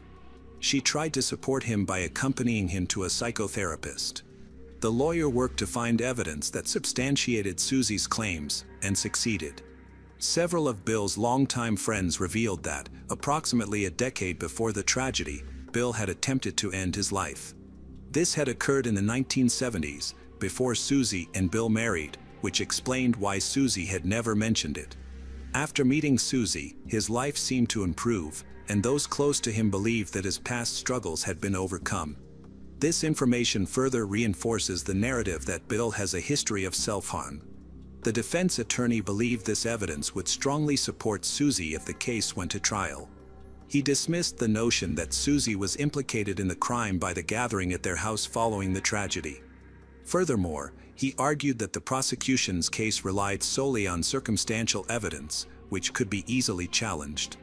Susie's unusual behavior was not enough to indicate that she might resort to violence. Bill's family, however, argued that Susie's actions demonstrated a complete lack of empathy toward him. Meanwhile, an outraged Jim demanded justice for Bill and insisted that the killer be held responsible. Investigators suspect that someone else may have been involved in the crime and are questioning the circumstances surrounding the incident. Specifically, they were puzzled why Bill chose to end his life while lying next to his wife in bed. Typically, individuals who wish to end their lives tend to prefer doing so in solitude.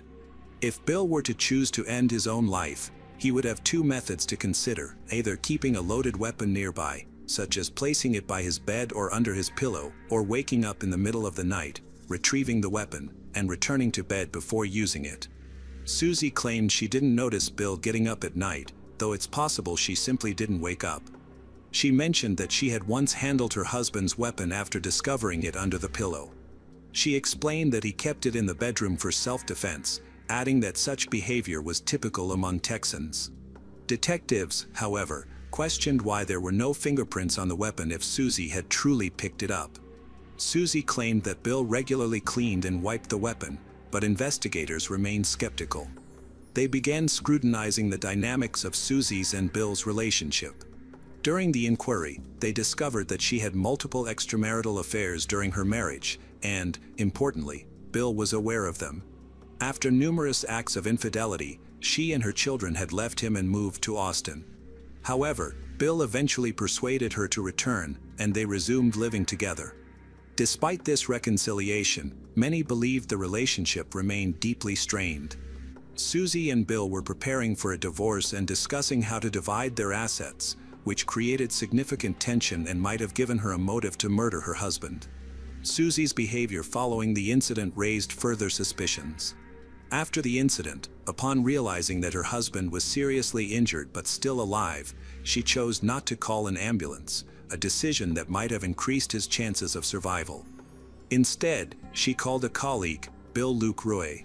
Susie claimed she was confused and unsure of what to do in such a situation, so she sought advice from a family friend. This initially led some to speculate that Luke might have been involved in the crime, though no evidence supported this theory. According to Luke, Susie's voice lacked any signs of panic during their phone call. Nonetheless, Luke advised her to contact emergency services, which Susie did without hesitation after speaking with him. When experts investigated the scene and examined Bill's body, they discovered a bullet wound in his left hand. Strangely, despite the close-range attack, Susie, Bill's wife, was not covered in blood. Forensic experts noted that an attack at point-blank range typically produces small blood droplets.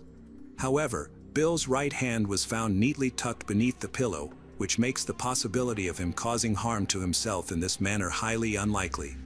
The prosecution built a strong case with a solid motive: financial gain. Susie, Bill's wife, appeared to benefit greatly from her husband's death, particularly in terms of insurance. Shortly before his death, Bill had made significant changes to his insurance policy. He increased the payout amount to nearly $2 million but removed Susie as a beneficiary. Instead, he designated the payout to his daughter from a previous marriage, Christine. Susie had even contacted the insurance company in advance to confirm the details of the policy.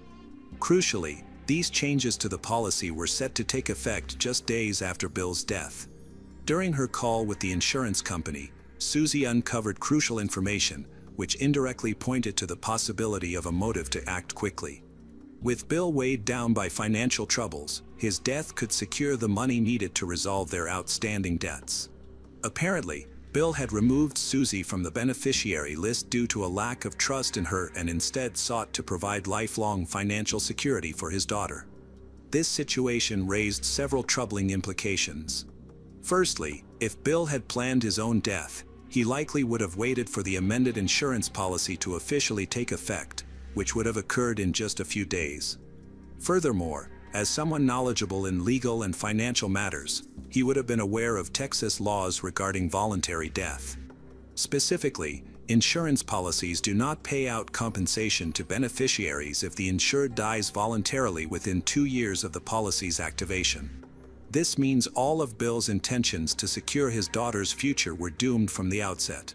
Detectives believed that Bill had no intention of ending his life willingly. When he spoke about such matters, it was likely to evoke pity or manipulate others, such as persuading the bank to grant him a loan. However, given the strange circumstances surrounding his death, it seemed he didn't end his life himself. Someone might have helped him.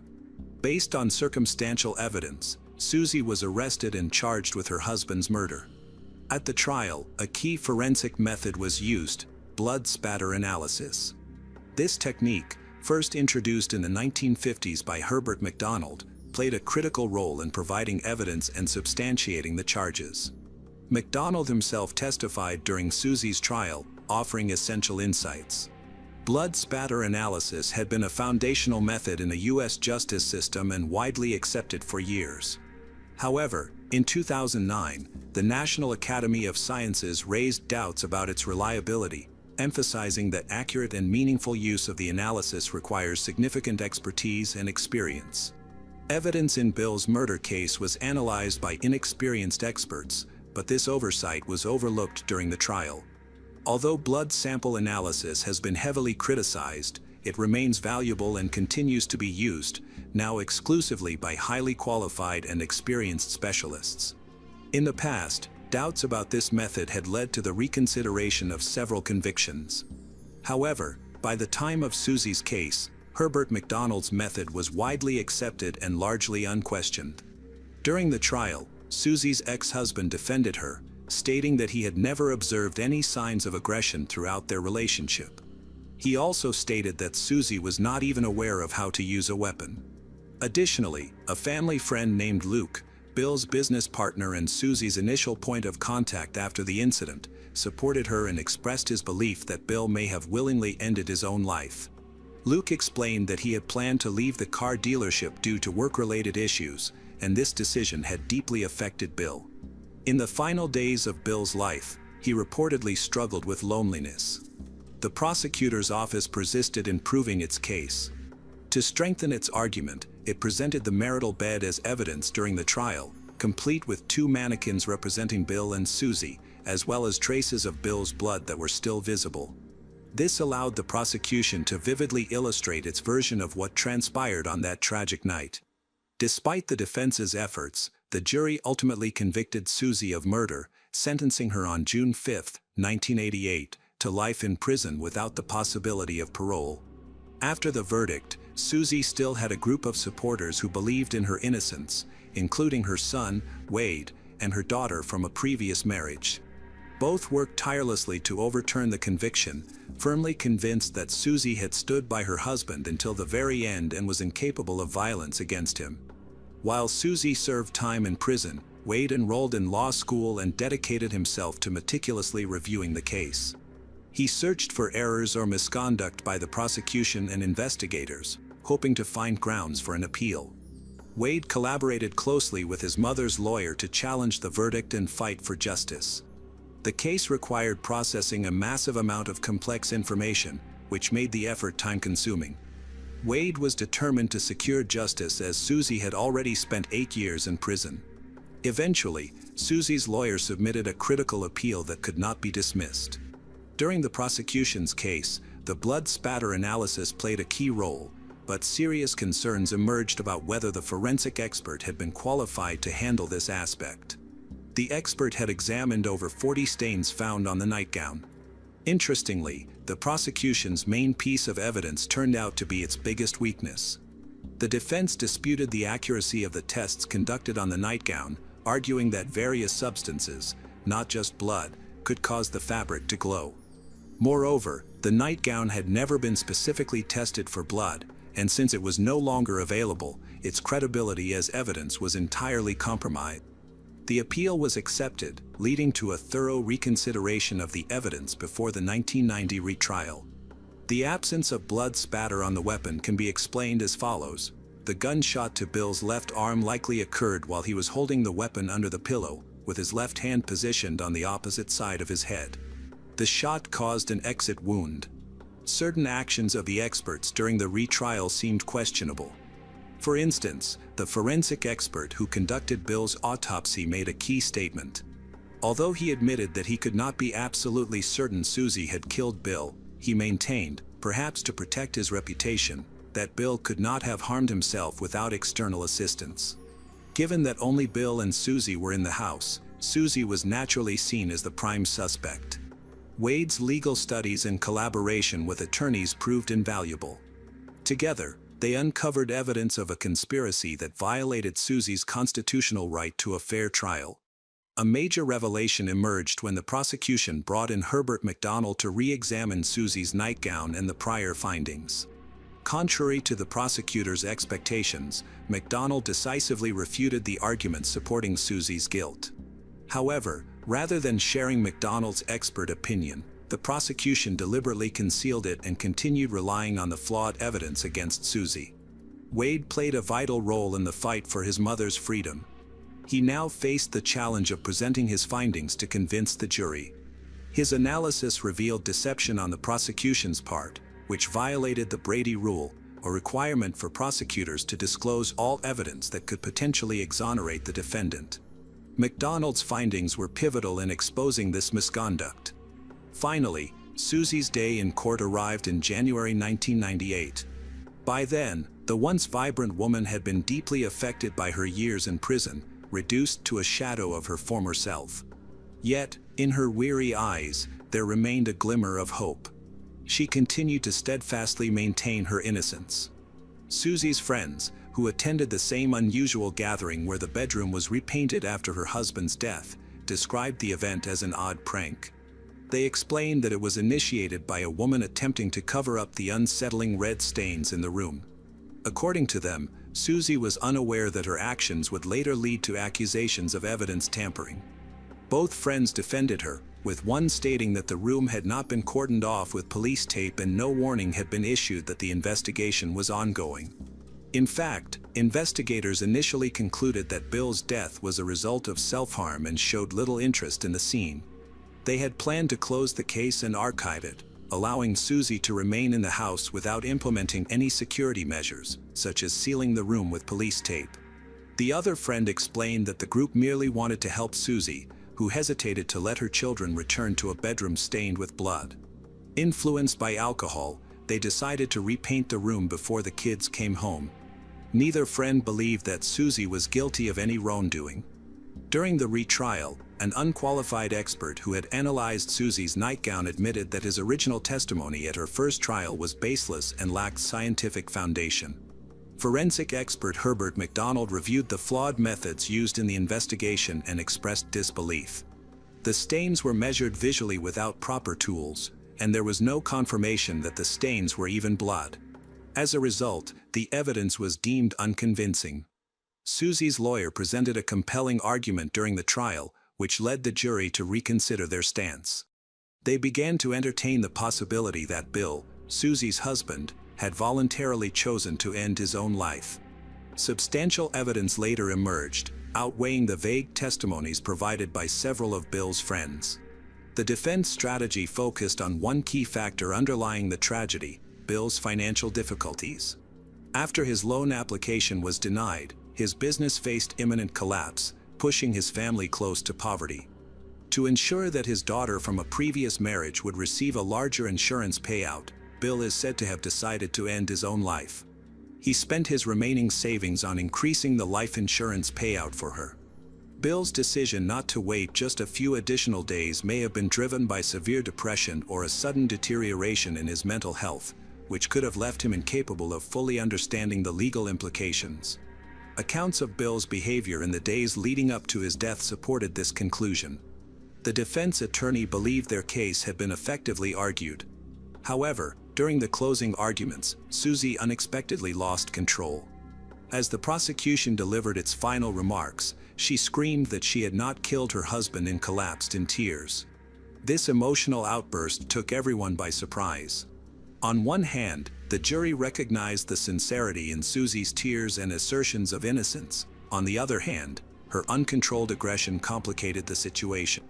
Deliberations over the verdict lasted for 4 hours of tense uncertainty.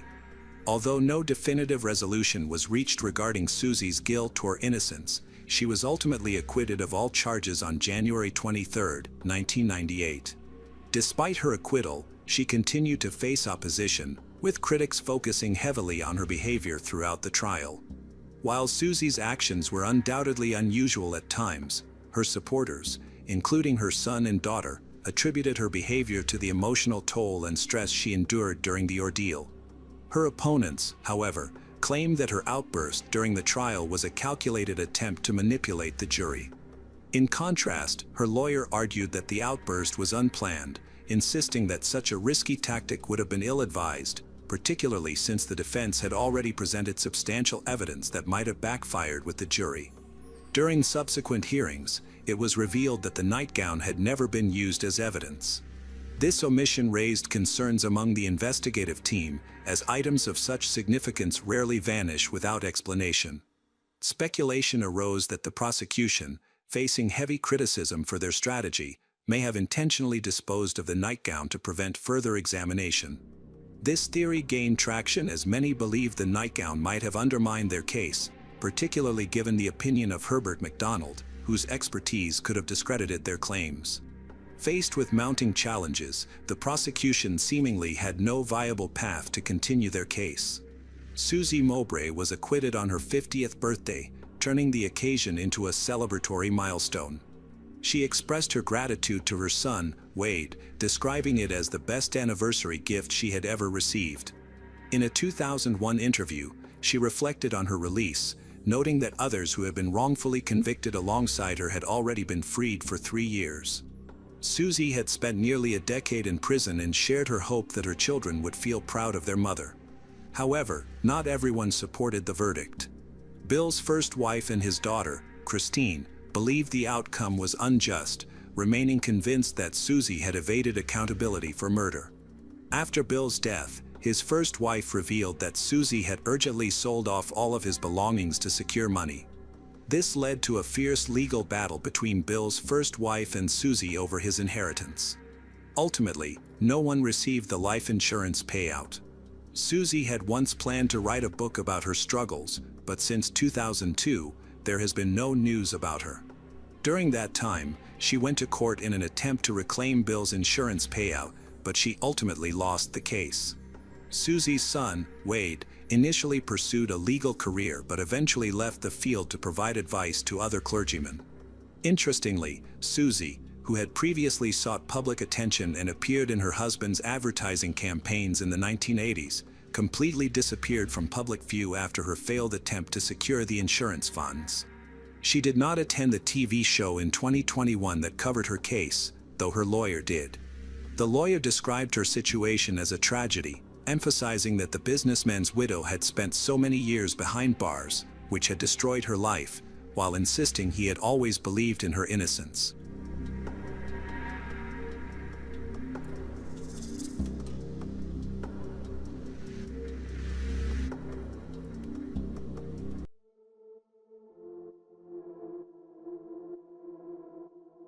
Hello friends. Welcome to our channel. Today we're going to take a look at another horrible case with you. The case of Marty Hill. Marty Hill, 42, lives in a cozy little town called Prairie Village, Kansas, USA. She is energetic, cheerful, and kind.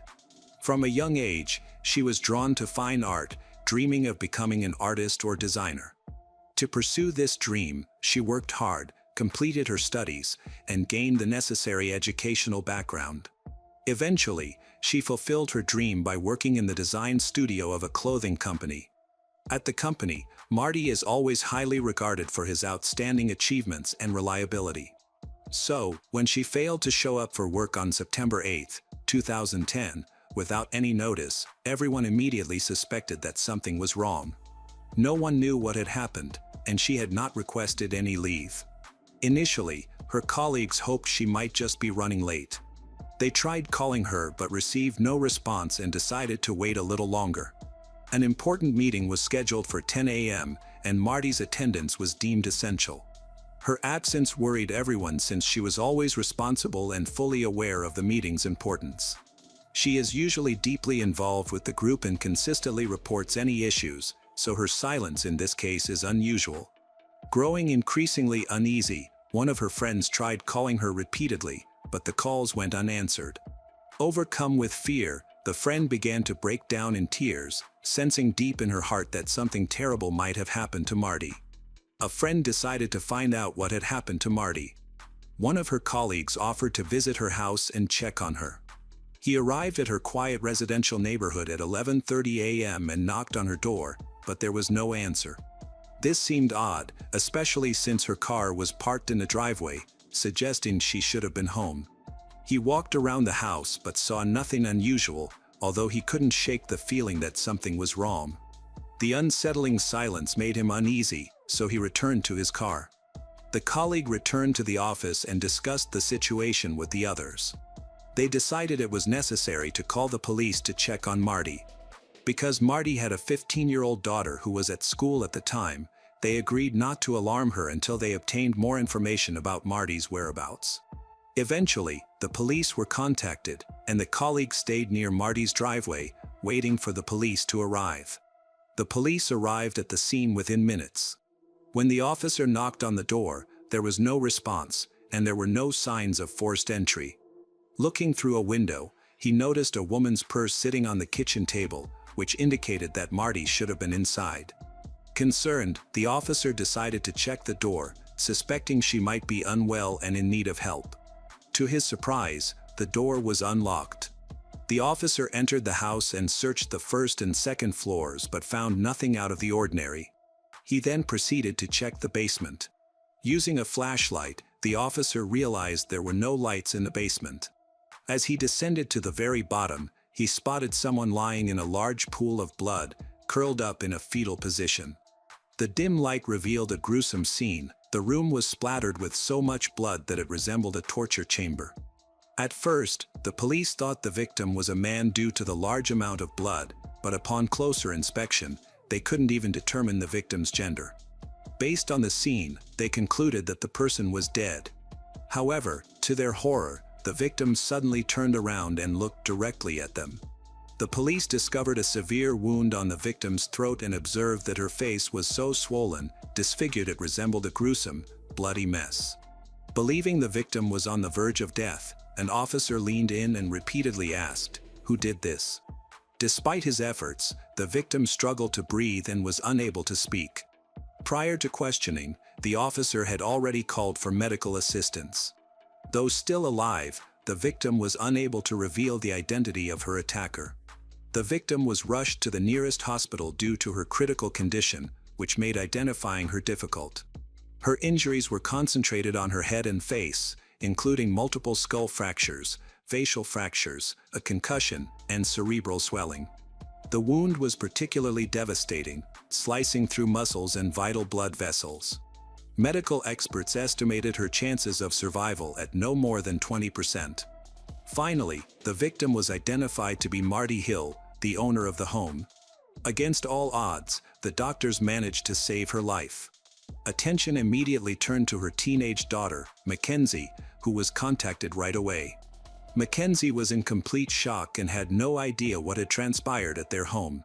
Upon hearing of the brutal attack, family members rushed to the hospital to be with Marty. The extent of her suffering was unimaginable, and her injuries were so severe that even her own mother didn't recognize her. Unfortunately, the doctors all gave the same grim prognosis regarding her chances of survival. Her condition was serious, but at least it was somewhat manageable. Family members took turns staying by her bedside every day. The situation was so overwhelming that they felt a mix of anger and helplessness. Her son, Stephen, felt the most anger.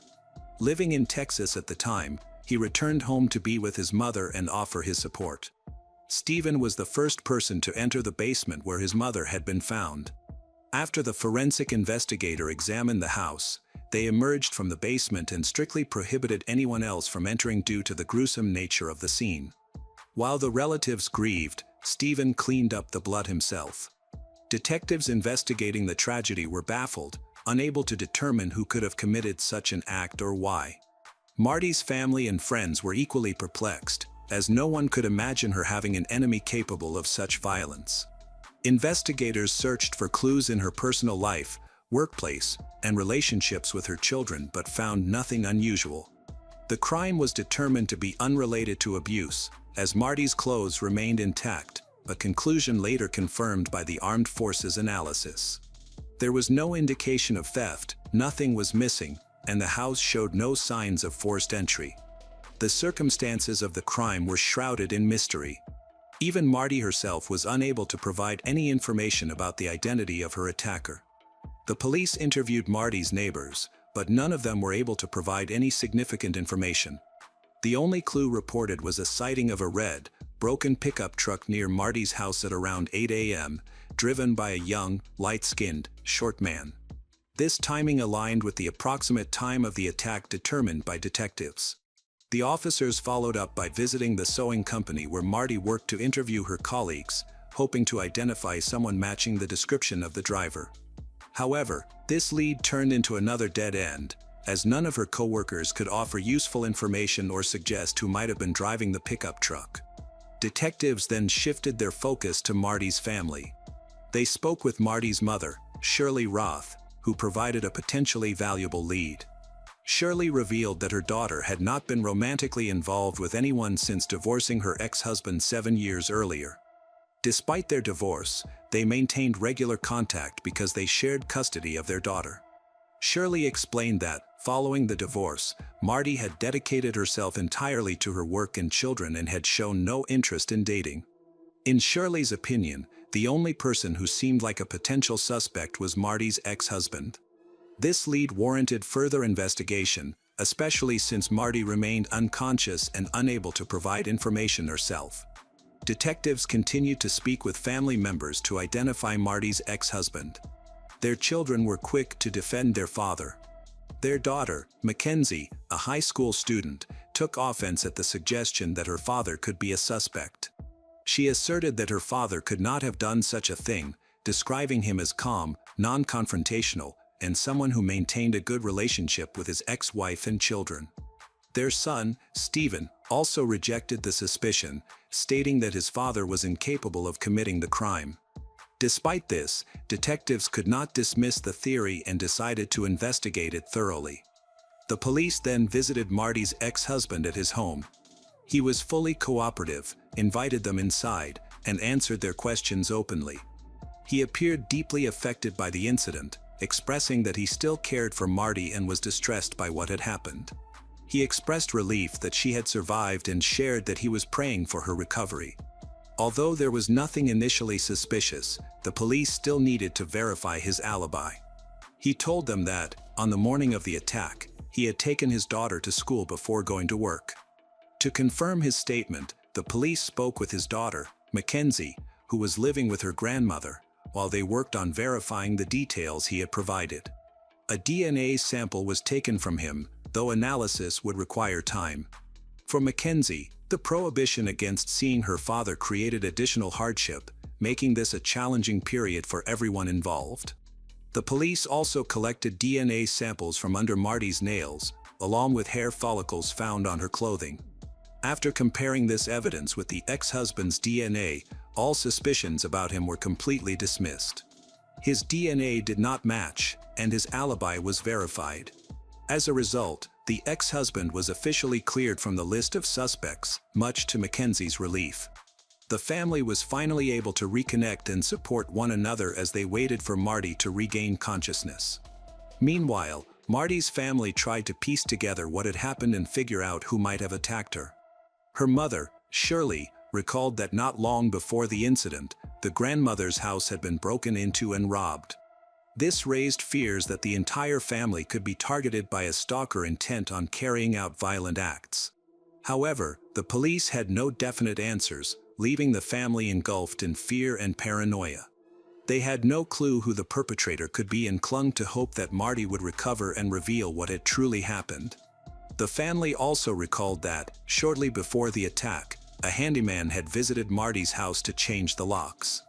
This handyman worked for B&J Construction, a company her mother and grandmother had trusted and hired for years. Coincidentally, he was the only unfamiliar person who had interacted with Marty in recent months.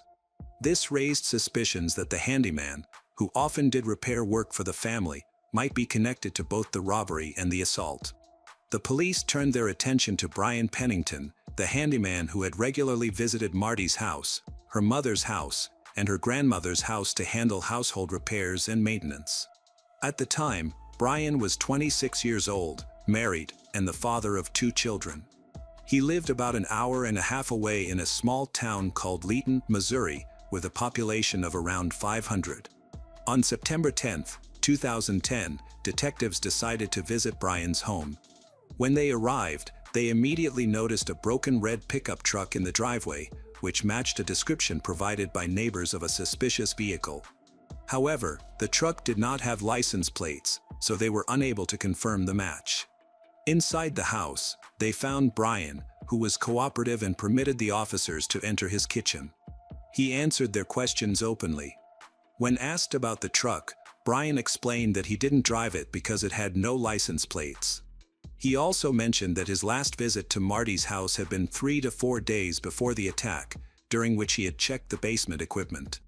Brian didn't contact the police after seeing on the news that Marty had been attacked. He explained that he didn't know anything and couldn't provide any useful information about the case. Brian wasn't very familiar with Marty. Their interactions had been limited to working together on repairing her house. Although he considered her a respectable woman, that was all he could share with the authorities. However, detectives began to question his account. Their suspicions were triggered by the fresh scratches on his face, which might have been caused during a confrontation with Marty. When asked about these marks, he explained that they were caused by a dog that had scratched him while he was playing in the yard the day before the detectives came to visit. He acted fearful when accused of being involved in the crime, insisting that he was incapable of such an act. Brian provided an alibi, prompting investigators to verify his story. When detectives spoke to Brian's wife, Jessica, they noticed her odd behavior from the outset. She appeared hesitant, seemed afraid to disclose the truth, dodged direct questions, and mentioned there had been tension in their relationship lately. Jessica stated that her husband had been at home that morning, sleeping in another room, and added that the last time he had worked at Marty's house was about a month earlier. She also corroborated Brian's claim that the scratches on his face were caused by a dog. However, her demeanor suggested she was not being truthful. Detectives doubted her account, and she was taken to the station for further questioning.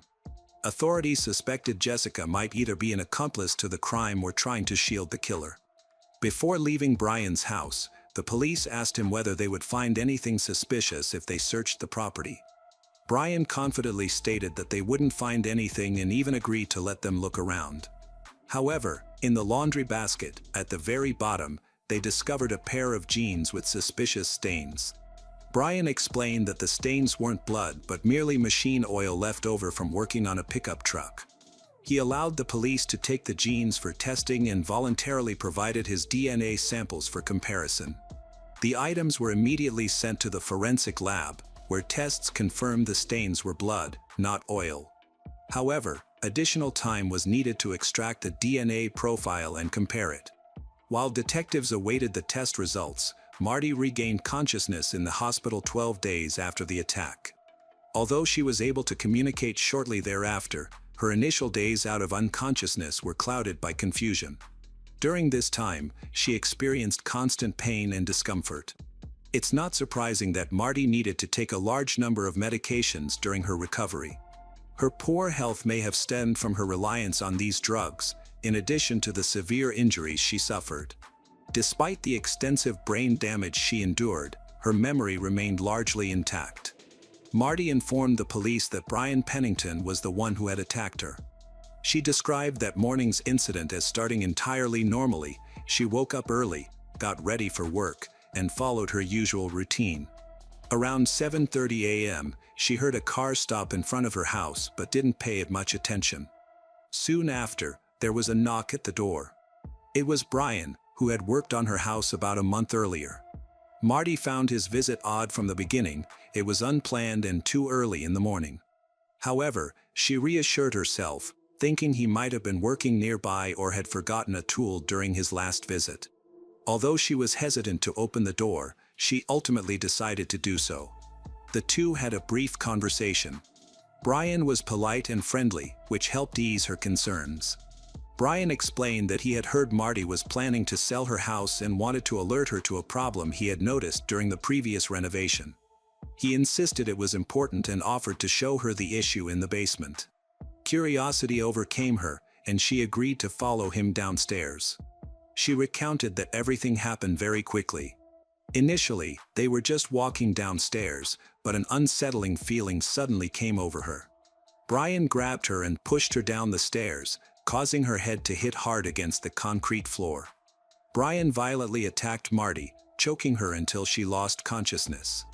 Later, Marty explained that her memories of the incident were hazy, as though she were trapped in a fog. She occasionally regained consciousness, only to lose it again shortly afterward. Eventually, a policeman arrived at her home, and she was taken to the hospital. Investigators needed evidence to support Marty's account. Tests were conducted on a pair of jeans found in Brian's laundry basket, which revealed traces of Marty's blood. DNA samples taken from beneath her fingernails also matched his DNA.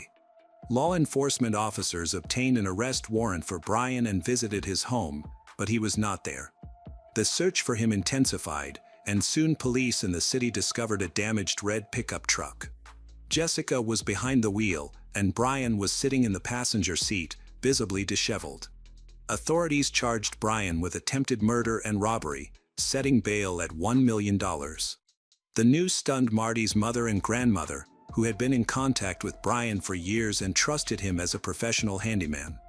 Brian frequently worked for Marty's family, completing various household repairs. Tragically, it was Marty's mother who had recommended him to her daughter, leaving her with a deep sense of guilt. The family struggled to comprehend this senseless act of aggression. Brian's cruelty seemed inexplicable, and no clear motive emerged. Although he provided no explanation for his actions, experts were left baffled by the sheer brutality of the attack. Doctors were amazed that Marty had survived it all. Brian's violence extended far beyond simply choking Marty into unconsciousness. He threw her down a staircase, causing her to land headfirst on a concrete floor, fracturing her skull. He continued his attack relentlessly, beating her and slashing her throat. Marty struggled to comprehend what she could have done to warrant such a terrible fate.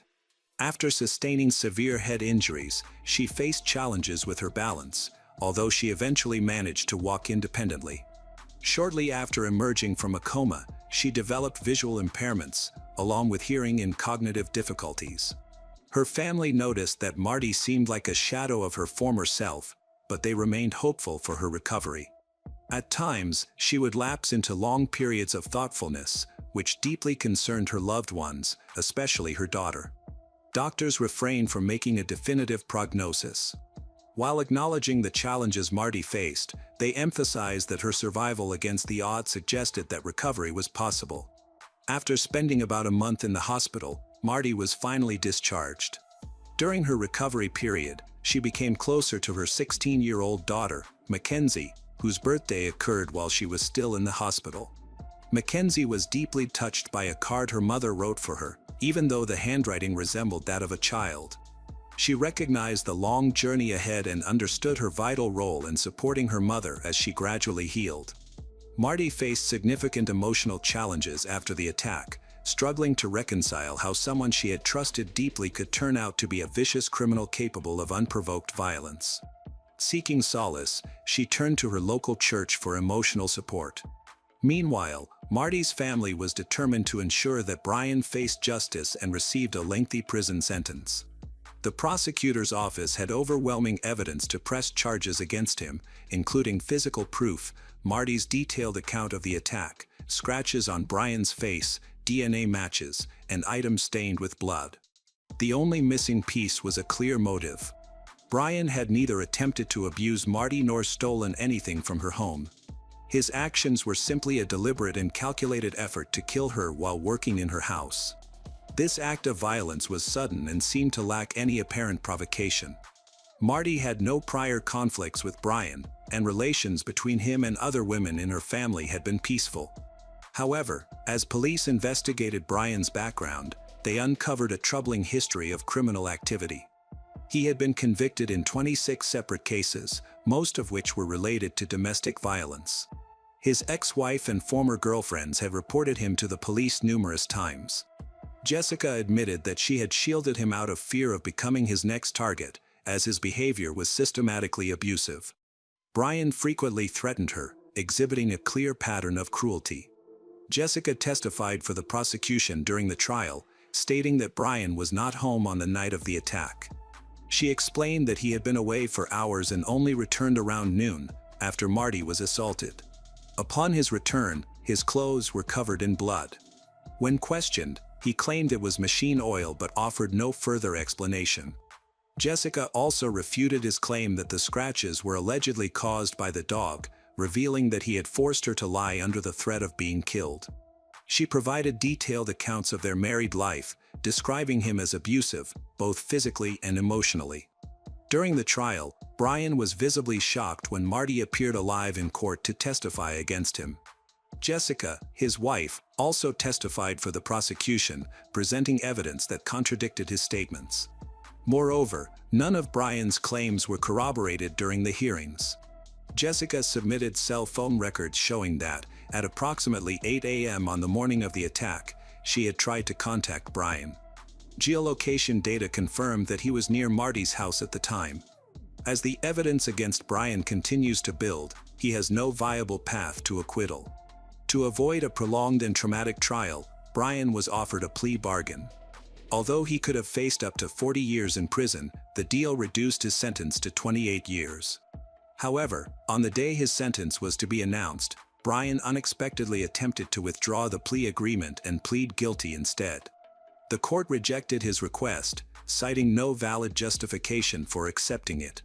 During the final courtroom proceedings, Marty directly asked Brian why he had attacked her and nearly killed her, but he refused to provide a reason or make any closing statements. Marty is still recovering from the devastating attack, which left permanent scars on her face and neck. The injuries have distorted her facial features and affected her mobility. Despite these challenges, Marty remains determined and continues to train rigorously, believing she can regain her former self or even surpass it. In interviews, she often reflects on how someone only 26 years old could commit such a cruel act. Her resilience and self-belief have helped her heal from this violent incident, strengthening her resolve in the process. Marty returned to her routine fairly quickly and has become even more active. She took up kickboxing to learn self-defense, and sports have played a significant role in her recovery. She also created a website aimed at supporting others who have experienced traumatic events, using her personal story to inspire and encourage healing.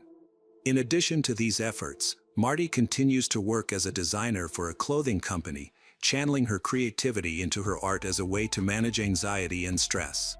She credits her daughter, Mackenzie, as the cornerstone of her recovery and is deeply grateful for her unwavering support. Recently, Marty published a book that details the horrific incident that changed her life, with the hope of inspiring others to overcome adversity through resilience. She now actively works as a motivational speaker, meeting with various communities and offering the same support that helped her rebuild her life. As for Brian Pennington, her attacker, he remains in prison and is estranged from his family, including his mother, ex-wife, and children, who have all cut ties with him.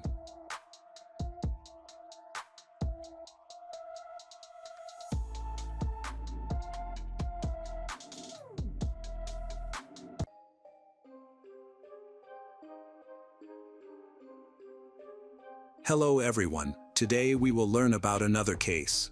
The case of Clelia Medina.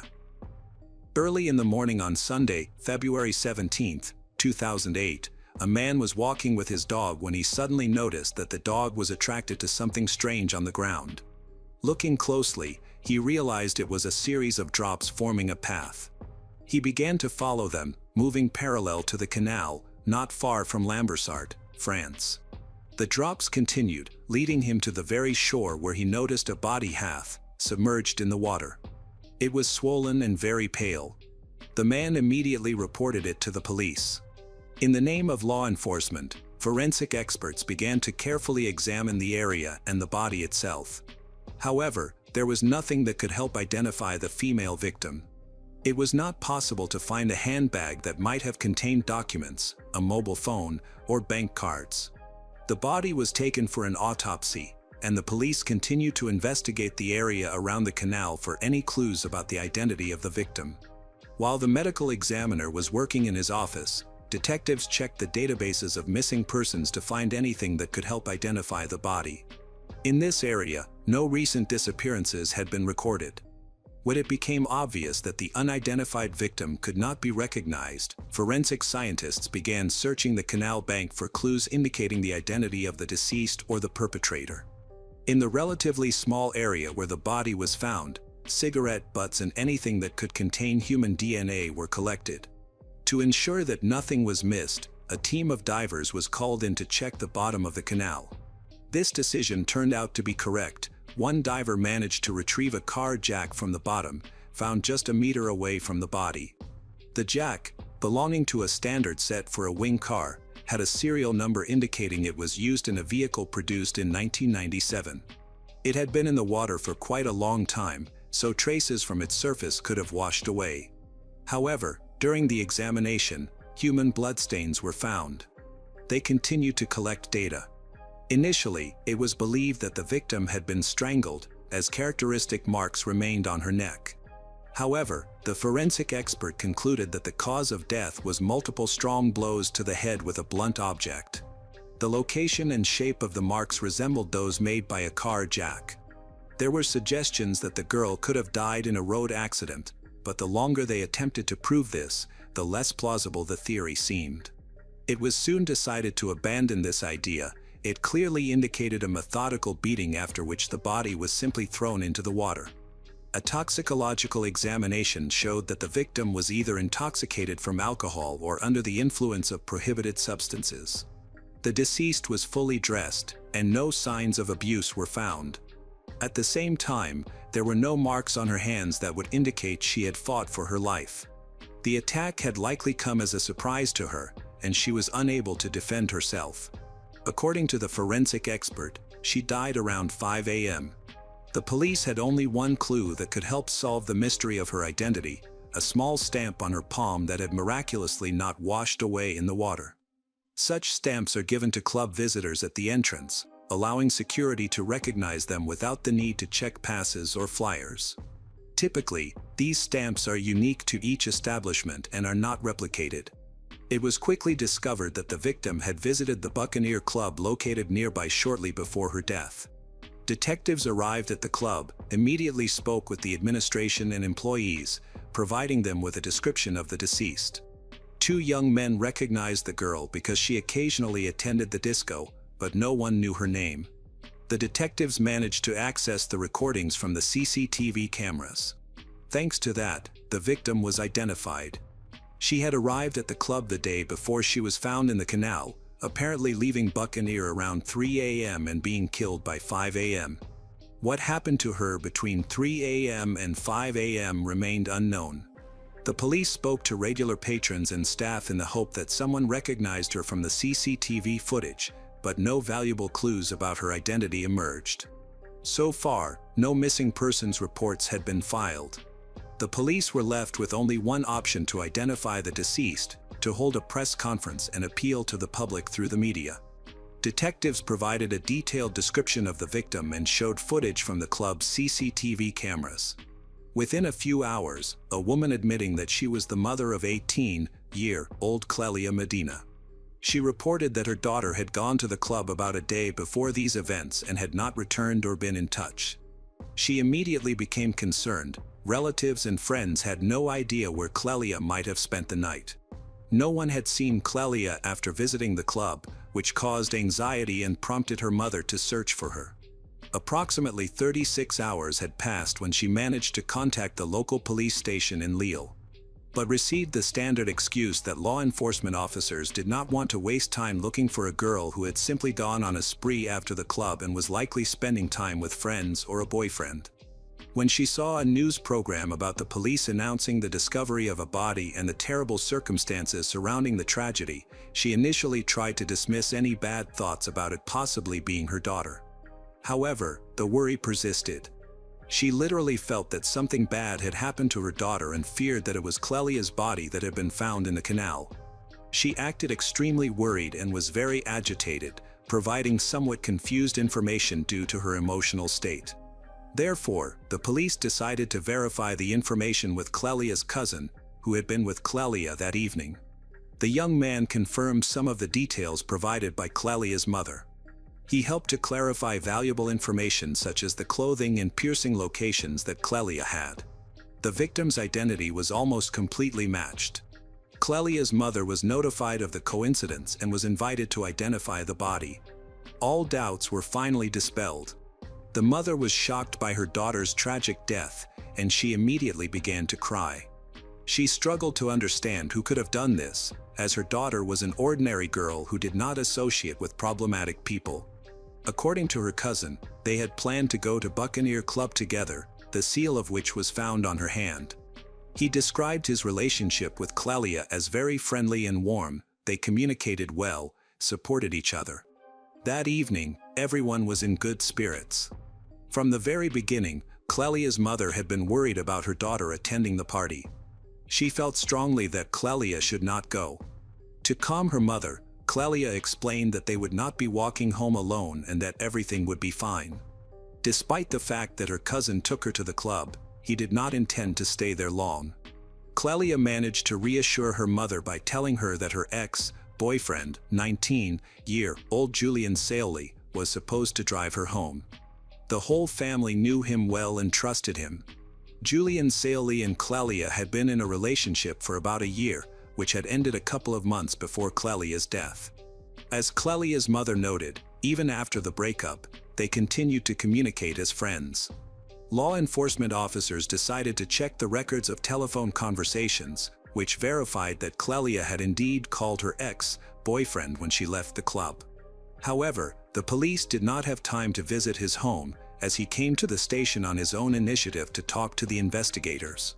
Julian was eager to help because he was worried about what had happened. In his statement, he emphasized that Clelia had contacted him after he left the cinema. He promptly went to the club, where he picked her up in his car in the parking lot. They spent some time together at his house, but at about 4:30 in the morning, Clelia headed home. Julian believed that she could have been attacked during this time. The police immediately questioned why he did not drive Clelia home at such a late hour. He explained that it was only a short walk left to get home, as the houses were located close together. It was already getting light, he was very tired and drunk, so cannot take her home. Clelia herself did not want to impose on anyone and was not afraid for her safety. Unfortunately, Julian simply went to bed and turned off his mobile phone to avoid being disturbed. Until he woke up, he could not reach Clelia but did not think much of it, believing that she could be spending time with someone new, as there was no romantic relationship between them anymore. However, upon learning about the tragedy in the Medina family, Julian felt compelled to help with the investigation, so provided his testimony. The detectives, however, immediately suspected that he might not just want to help. Such behavior is often seen in murderers attempting to divert suspicion from themselves.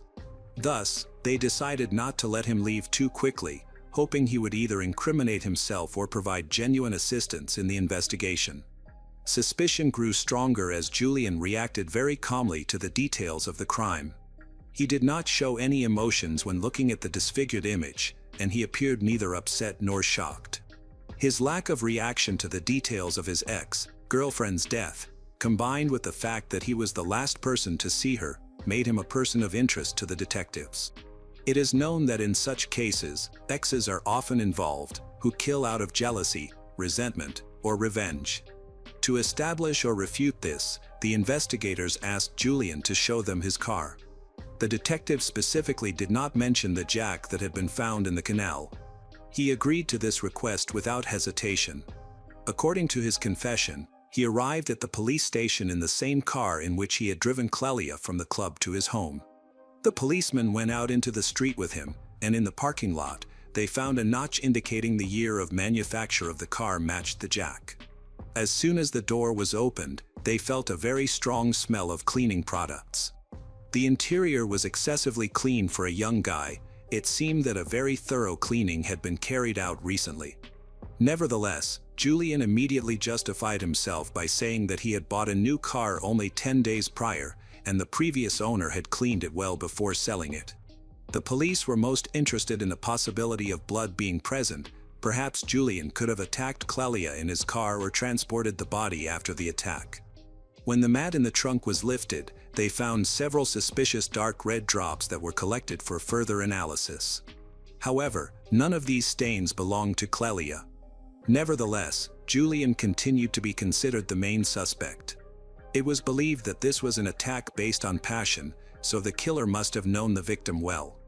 Furthermore, the make of the car matched the jack, with the jack was found at the bottom of the canal. Julian seemed ideal as a suspect based on all the criteria.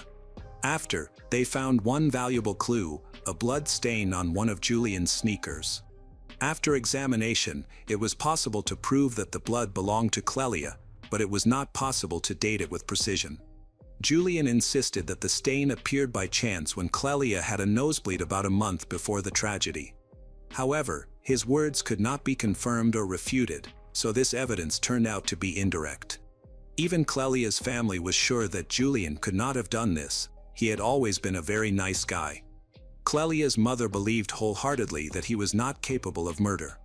She commented that Clelia was almost crazy about Julian based on his appearance. He was very kind, loving, and gave Clelia many gifts.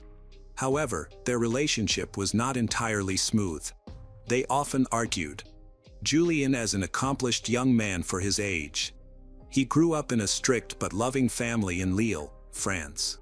From an early age, he was interested in sports, especially football, which he played with his father. He was not prone to violence and avoided fights, despite being in perfect shape. However, he was forced to drop out of school because of football, wanting to build a sports career, and simply chose training over textbooks. His parents supported their son's decision, especially since he was mature enough for his age. At the same time, they described him as charming but very jealous. They mentioned that he could become upset over a random photo of a stranger on the internet that Clelia was looking at. As their relationship progressed, Julian became more and more jealous. Due to such tumultuous dynamics, they eventually broke up. Despite the tensions, they continued to maintain friendly relations, and everything seemed normal. Except for the circumstantial evidence against Julian, there was no concrete proof. He was released pending further investigation. Then, Julian was arrested and charged with Clelia's murder. He spent about a year in prison, but his lawyer managed to get him released before his trial. Julian repeatedly appealed, claiming there was insufficient evidence to convict him, and was released on bail. However, this lasted until 2011, when his formal trial began. A rather controversial trial lay ahead. From the very beginning, the situation was tense, partly because Clelia's family had changed their opinion about Julian over the lengthy investigation period. They became convinced, based on several dubious facts, that the deceased's ex-boyfriend was indeed a criminal. Clelia's family now demanded punishment for the supposed killer. At this stage, it was necessary to assess the mental health of the suspect. In June 2008, Julian was visited by an expert psychiatrist who noted no deviations. Julian willingly made contact and described in detail the events related to Clelia. He admitted that there had indeed been several conflicts which ended in slaps to the face. Although he did not think this was normal, he justified himself, citing jealousy regarding Clelia and claiming that she had stolen from him multiple times. After the examination, the specialist concluded that Julian was completely in his right mind and capable of appearing in court. Tension was literally in the air. The defense team escalated the situation to the point where a fight broke out right in the courtroom. Several people were slightly injured, so the trial was postponed because of this unpleasant incident and the subsequent bureaucratic red tape. Everything was delayed for another year until 2012. From February 2009 until the start of the trial in June 2012, Julian lived with his paternal aunts near Paris. She immediately noticed how angry he was. At first, they thought it was connected to the slander against him. However, his discontent grew as the trial approached. Meanwhile, the Medina family accused Julian's lawyer of unnecessarily dragging out the proceedings, which only heightened tensions. The first witnesses began to speak at the meetings. There was a mutual friend of Clelia and Julian who recalled that all three of them had once been driving in a car together after their romantic relationship had ended. Julian had even started dating a new girl, who happened to be one of Clelia's close friends. This situation made she very upset and jealous. Despite their breakup, a conflict ensued between them, which even escalated to physical confrontation. They exchanged blows. At one point, Clelia even attempted to jump out of the moving car, but Julian managed to pull her back inside. By the time the car reached her friend's house, Clelia finally exited and continued yelling at Julian from the street. He tried to calm her down, but she simply waved her hand dismissively and left the scene. This friend was convinced this was not an isolated incident, as outbursts of jealousy and aggression were repeated throughout their relationship. In addition to this event, Clelia's parents recalled several instances during family vacations with Julian where he lost control. They once caught him walking around the apartment with a weapon. However, he had managed to convince Clelia's relatives that it was just a failed joke. They now understood the situation was much more serious. From the very beginning, Clelia had been in great danger. Another friend of Julian recounted an incident where, in a fit of rage, he began to choke one of his girlfriends. The once pleasant, sociable, and good-natured Julian was now portrayed as a monster capable of losing control at any moment. So, the change in the Medina family's attitude toward him did not seem strange. Julian had lied about the time. He told the police that Clelia left his house at 4:30 a.m. Detectives managed to track their mobile phones and prove that they were still together at 5 a.m., which is when Clelia was believed to have died. Subsequently, Clelia's phone unexpectedly turned off at 5:10 a.m. Previously, during an interrogation, Julian said that attempted to contact Clelia again but could not get a response. Detectives believed the call to his ex-girlfriend was made intentionally to create an alibi. Shortly thereafter, Julian's phone also turned off for several hours. Investigators suspected he deliberately turned off his devices to avoid being tracked. Despite all the circumstantial evidence against him, Julian continued to insist on his innocence. His lawyer argued that none of this evidence proved his guilt beyond a reasonable doubt. Throughout the investigation, detectives tried to extract a confession from Julian, but he steadfastly maintained his innocence. The pressure from authorities led him to feel embittered. He claimed that the persecution caused him to face difficulties in real life and to suffer from insults, unfounded accusations. Phone records revealed something intriguing. Julian's new girlfriend also tried to contact Clelia shortly before the murder. At first, she did not disclose any details as to why she tried to contact Clelia at all. However, in 2011, the girl spoke to detectives and made a rather dubious statement. According to her, she felt guilty that Clelia was dead. The reason for her fears stemmed from the fact that, as a close friend of Clelia, she was dating Julian. This clearly caused great discontent for his ex-girlfriend, who took every opportunity to contact him. On that fateful night, Julian's new girlfriend decided to act on her feelings. She did not like Clelia as such attention directed at the guy.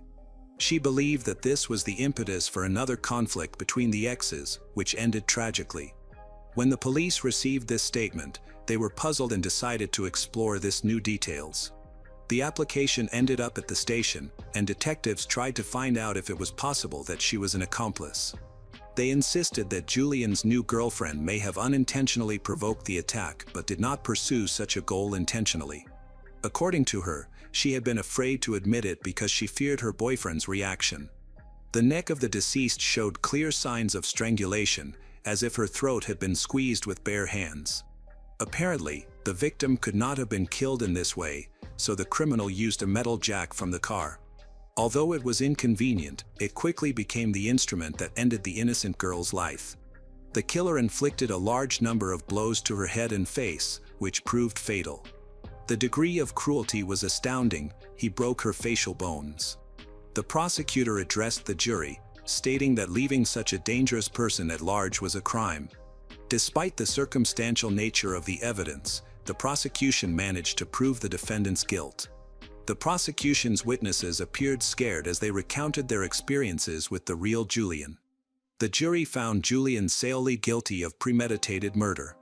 As he left the courtroom, he turned to the victim's family and said something that sounded like a threat.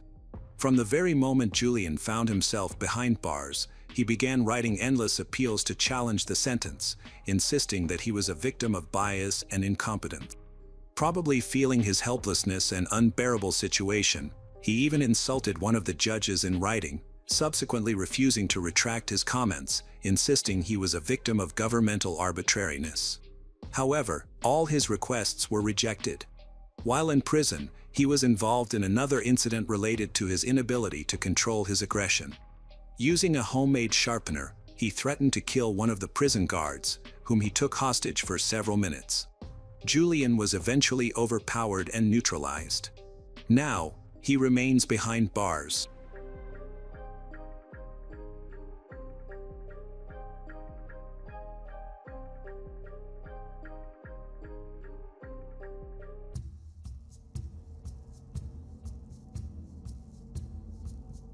Hello everyone, today we will learn about another case.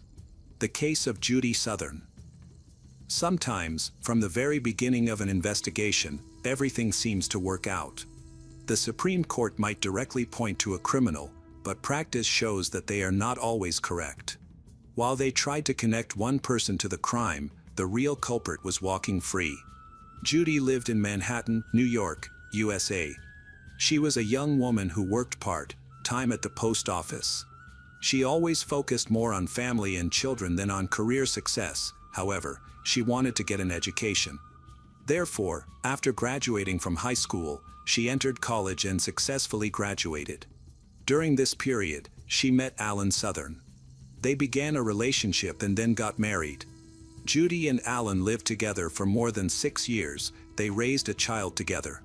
From the outside, it seemed that everything was fine in their family, until one day that destroyed the entire family idol. On June 7, 2000, Judy was in a good mood as she went to work in the morning, delivering mail around the area.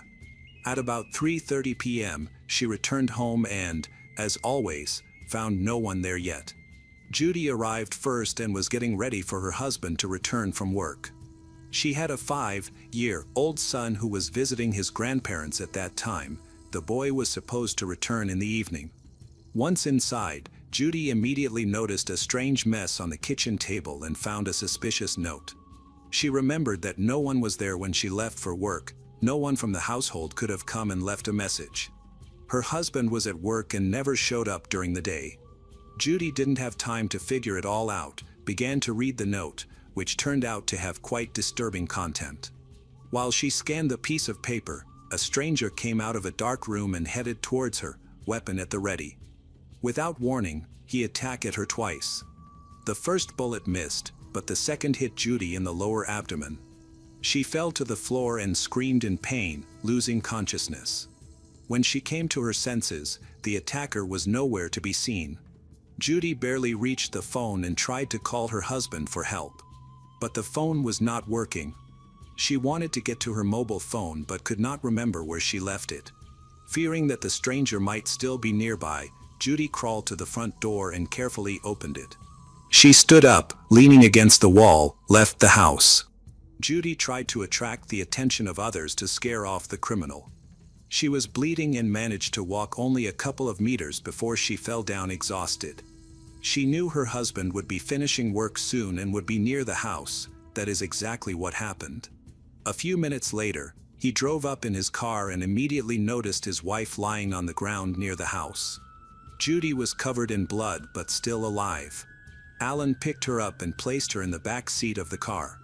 Judy was weak but tried to tell him about the attack. She pointed to the courtyard, but her husband still didn't understand what she wanted. There was no time to figure it out. Alan realized his wife's condition could be critical. Driving towards the hospital, Alan dialed 911, informed them that he had found his wife wounded near their house and was heading to the hospital.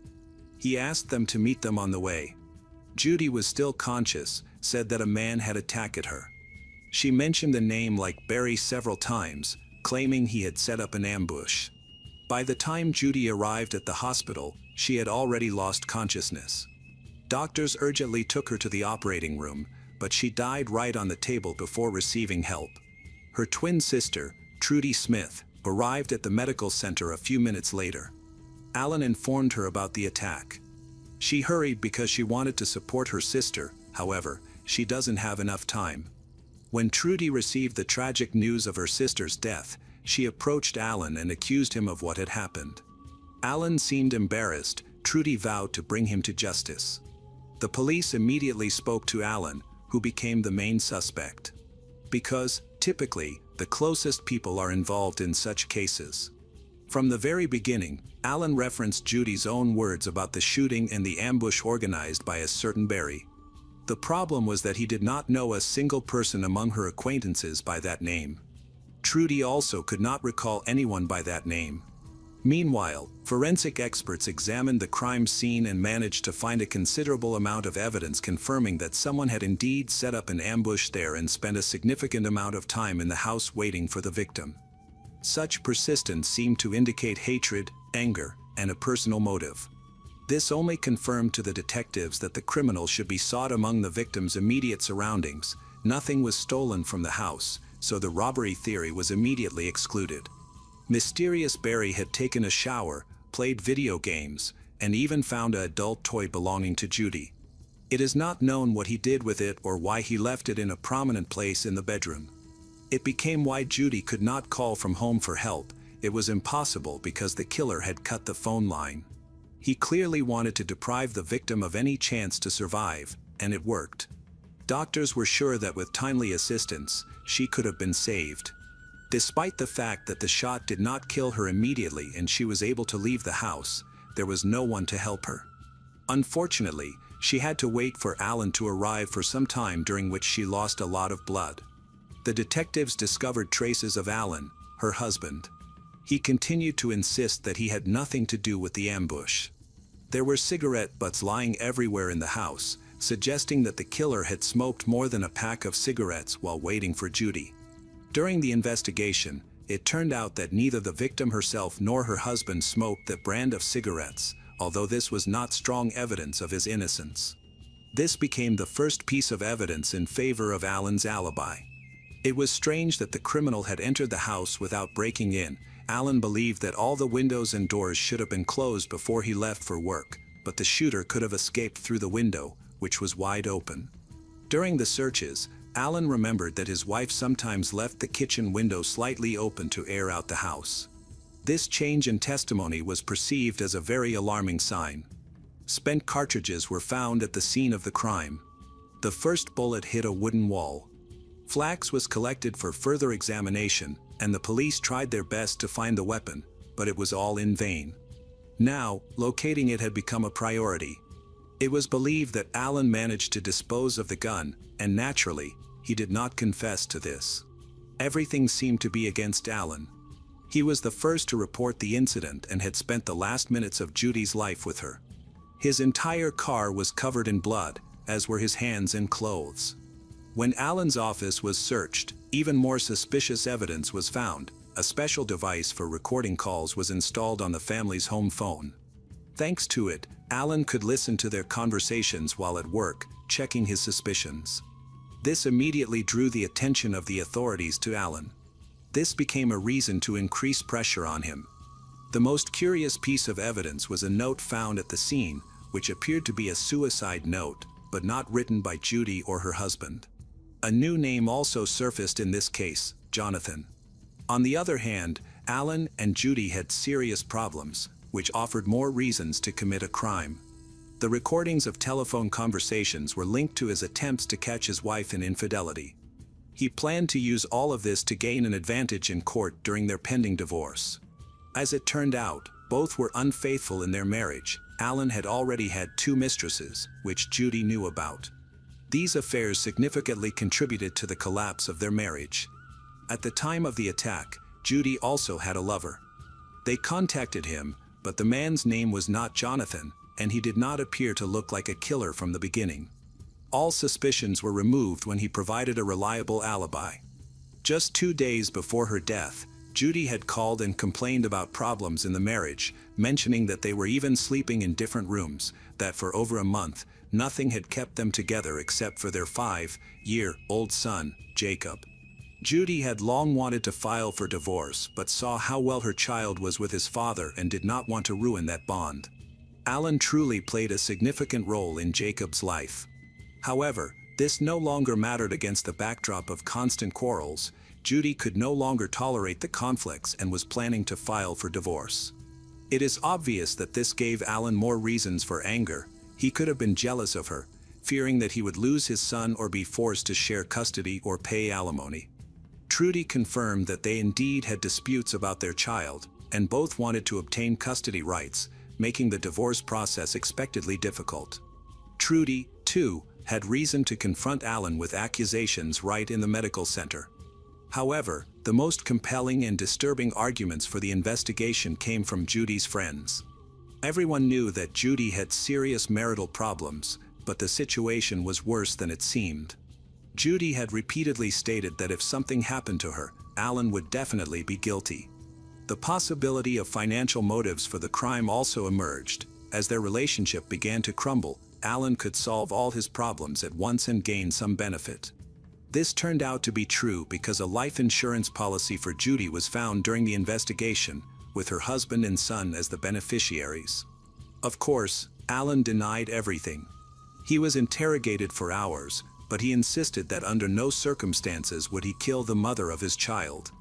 He claimed that he loved his son too much to deprive him of the most valuable person in his son's life. According to the investigation, there was not enough evidence to bring charges. More material evidence was needed. At a minimum, it was necessary to wait for the results of all the examinations. Contrary to the detectives' expectations, doubts about the correctness of the choice of the main suspect arose with the first reports. The note found in the courtyard of the Southern house, identified as a suicide note, was signed by a certain Jonathan. However, the handwriting was not very legible, and the note itself was slightly contaminated with the blood of Judy. Complicating matters, it was clear that the note was addressed to a woman named Melanie and the letter was addressed to my wife, Melanie. At first, this confusion deepened because Melanie Southern did not exist, but there were other details in the letter, including an address that matched with Melanie Binney. This young woman lived at the location indicated in the note. She had a daughter and a husband named Jonathan Binney. The Binney family home was located approximately 5 kilometers from the ambush site where Judy was found. When the police checked Jonathan Binney in their database, it turned out that he fit the profile of the killer, as he had previously encountered problems with the law. Until recently, Jonathan had committed only minor offenses, but he was now under investigation for something far more serious. Shortly before Judy's death, he had abused his 3-month-old daughter. Initially, detectives believed that this note could have been written by Alan to mislead them and remove suspicion from himself. However, this clue needed proper analysis. In the suicide letter, Jonathan indicated that he wanted to leave this life voluntarily because he could not imagine being imprisoned for abusing a child. This all appeared suspicious when the detectives arrived at his house, where they found only his wife, Melanie. She admitted that he had not lived there since her statement about the child abuse case. Melanie was very angry with Jonathan. When she found out what happened to the Southern family, she was shocked because, in her opinion, Jonathan did not look like a killer, although she was no longer sure of anything. She was amazed at how close she had let a true madman, capable of such atrocities, into her life. She told the police where Jonathan could be, and the detectives arrived at the specified address. But even there, the suspect could not be found. Investigators contacted his close friends, but they also did not know where he could be. In the media, an alert was issued that a dangerous criminal was on the run, and they believed he could not have gone far. Additionally, considering the suicide note, they expected to find his lifeless body sooner. Tracking him down, the police used K-9 units with specially trained dogs and aerial support from police helicopters.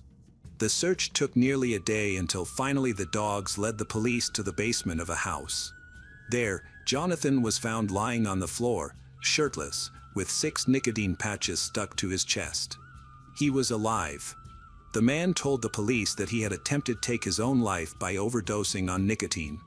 This was probably meant to convince everyone that he felt remorseful.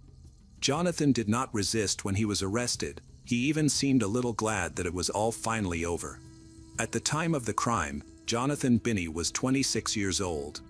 His behavior raised doubts about his mental stability. Some suspected he might have mental issues. However, a psychiatric examination indicated that he was aware of his actions both during and after the crime. This led investigators to suspect that he was merely trying to elicit sympathy with his threats. Melanie provided detectives with writing samples that were analyzed by a handwriting expert. The expert found several significant characteristics that distinguished Jonathan's handwriting. He noted the similarity in the spelling of the lowercase g and f in the suicide note and in the samples. According to the analysis, there was almost a 100% probability that this letter was written by Jonathan himself. After this conclusion, the case against Alan began to collapse. Prior to Jonathan's arrest, the police had offered Alan a polygraph test. He agreed and passed with flying colors, which should have strengthened their confidence in his innocence, but they did not want to let him go.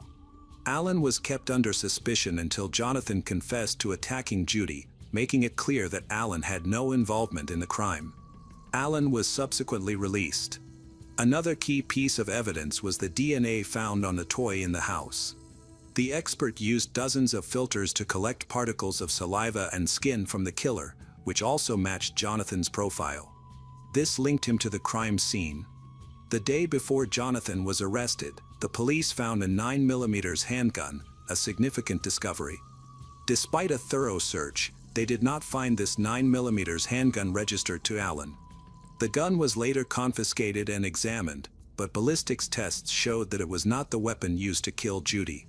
However, a dog team found another gun of the appropriate caliber in the woods near the house. Ballistics experts were now able to compare the bullets, cartridges, and guns. Tests were conducted. The markings on the bullets were then compared to objects from the scene of the massacre. The tests allowed investigators to prove that Judy was shot with this pistol. Fingerprints were found on the handle of the pistol, which also led to the arrest of a child abuser, Jonathan. During the search of Jonathan's house, police managed to find 9mm Cobra cartridges for a concealed carry pistol on the body under his clothing, as well as other evidence. All this confirmed that Jonathan was the weapon's owner. Melanie also told the police that he always carried a weapon with him, which he bought for self-defense. However, this had little effect on the situation with Alan. Even after that, he still looked suspicious. There were too many doubts against him because of the existing motive. Therefore, his status changed. It was now believed that he did not kill his wife with his own hands but became the mastermind behind the murder, using Jonathan as the executor. However, he refused to admit he didn't even know Jonathan. The theory that Alan hired Jonathan to kill his wife was also carefully investigated for a long time. The correspondence and calls were analyzed, but no connection leading Judy to Jonathan could be found. It seemed they were not acquainted at all. Against this backdrop, authorities tried to find at least some connection between the criminal and his victim in order to understand the motive for the attack. For a long time, it was thought this would help uncover Alan's involvement in the crime. It seemed suspicious that Judy called out a similar name before her death. Perhaps she really knew him or was trying to say something else, but her husband did not hear. The closest tie the police found was the period when Jonathan worked as a security guard at the library, where Judy occasionally borrowed books. They both had membership cards for the institution and exchanged pleasantries with each other. However, when questioned, the employees of the library could not remember any incidents involving Jonathan. The staff described Jonathan as a somewhat strange young man. While he worked as a security guard, he had no problems in his service record, at least none were known at his workplace. In fact, during this period, Jonathan had only minor offenses. When they questioned him about his job at the library, he could not recall anything that might connect him to Judy. Eventually, the detectives were forced to admit that this murder was a spontaneous act of aggression against an unknown person and a coincidence with Alan. All suspicions against Alan were dismissed. Jonathan was not familiar with Judy Southern. The choice of victim was random. He was merely driving around the city on his moped, looking for a suitable house to ambush. The Southern house seemed ideal to him, primarily because he spotted an open window that allowed for easy entry. Once inside the house, Jonathan clearly envisioned his actions. He had no specific target and was prepared to shoot whomever entered first, aiming to harm an innocent person. He smoked to ease his nerves. When it became he'd have to wait, he played video games and rummaged through the rooms. He never commented on Judy's abandoned adult toy. When Jonathan discovered that Judy had a husband and a 5-year-old son at the time, he claimed he would have shot any of them without discrimination or hesitation, even a child, if they had entered the house. Jonathan also confessed to abusing a 3-month-old child. Due to the ongoing investigation, he later told the authorities that he did not want to go to jail for child abuse, especially considering the familial ties and age of the victim. He was aware of how badly prisoners with such convictions were treated and described in detail the suffering caused by his fear of incarceration. Therefore, he sought a way to remedy the situation. Jonathan decided to go to jail as a murderer.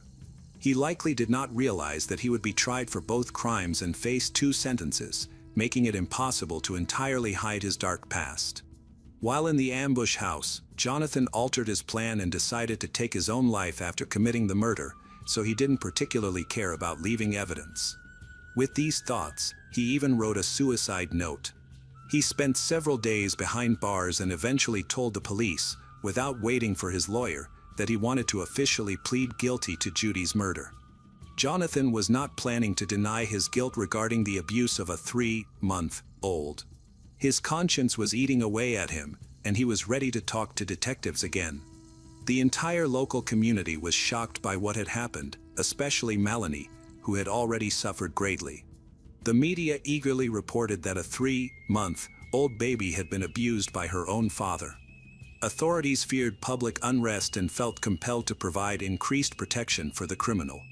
When Melanie learned that her husband was willing to kill any person, even a child, to avoid jail time for his shameful crime, she desperately wanted him imprisoned forever, or better yet, sentenced to death, so that this bloody chaos would end as soon as possible. Given the evidence collected, even without a confession, Jonathan Binney faced little chance of receiving a lenient sentence. He was found guilty of murdering Judy Southern and abusing a baby, receiving the highest punishment before being placed on death row. The court's decision elicited strong reactions from both the killer's wife and the family of the deceased, who finally breathed a sigh of relief and continued to raise their children. Jonathan's lawyer fought for a temporary reprieve, even managing to secure one at first, and subsequently signed a written agreement with the authorities stating that he would never again appeal the sentence if the death penalty were commuted to life imprisonment without the chance of parole. This agreement worked. Jonathan Binney is now serving a life sentence and remains behind bars.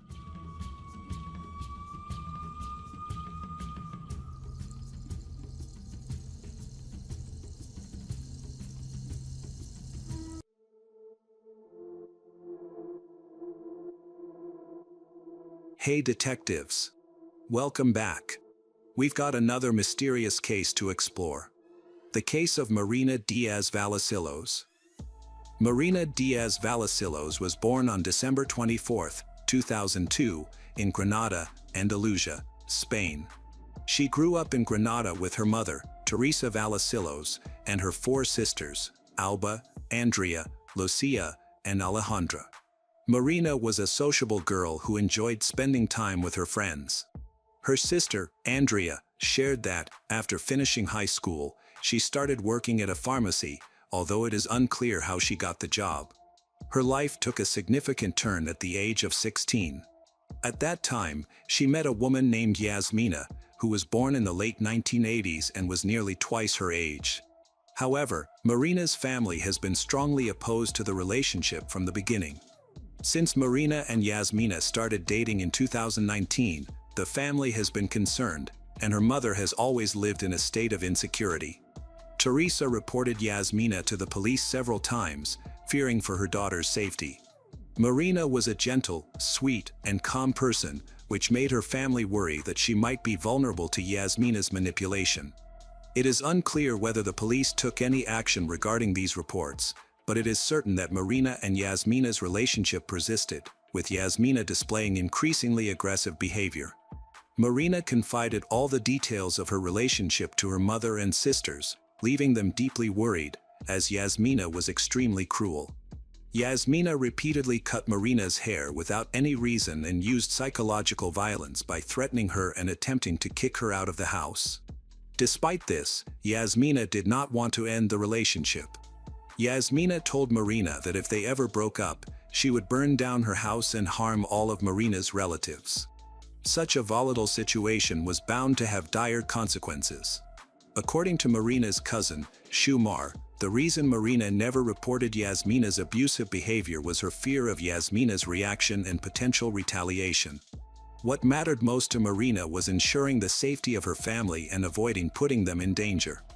Over time, as Yasmina and Marina began living together, the violence escalated, resulting in severe social isolation.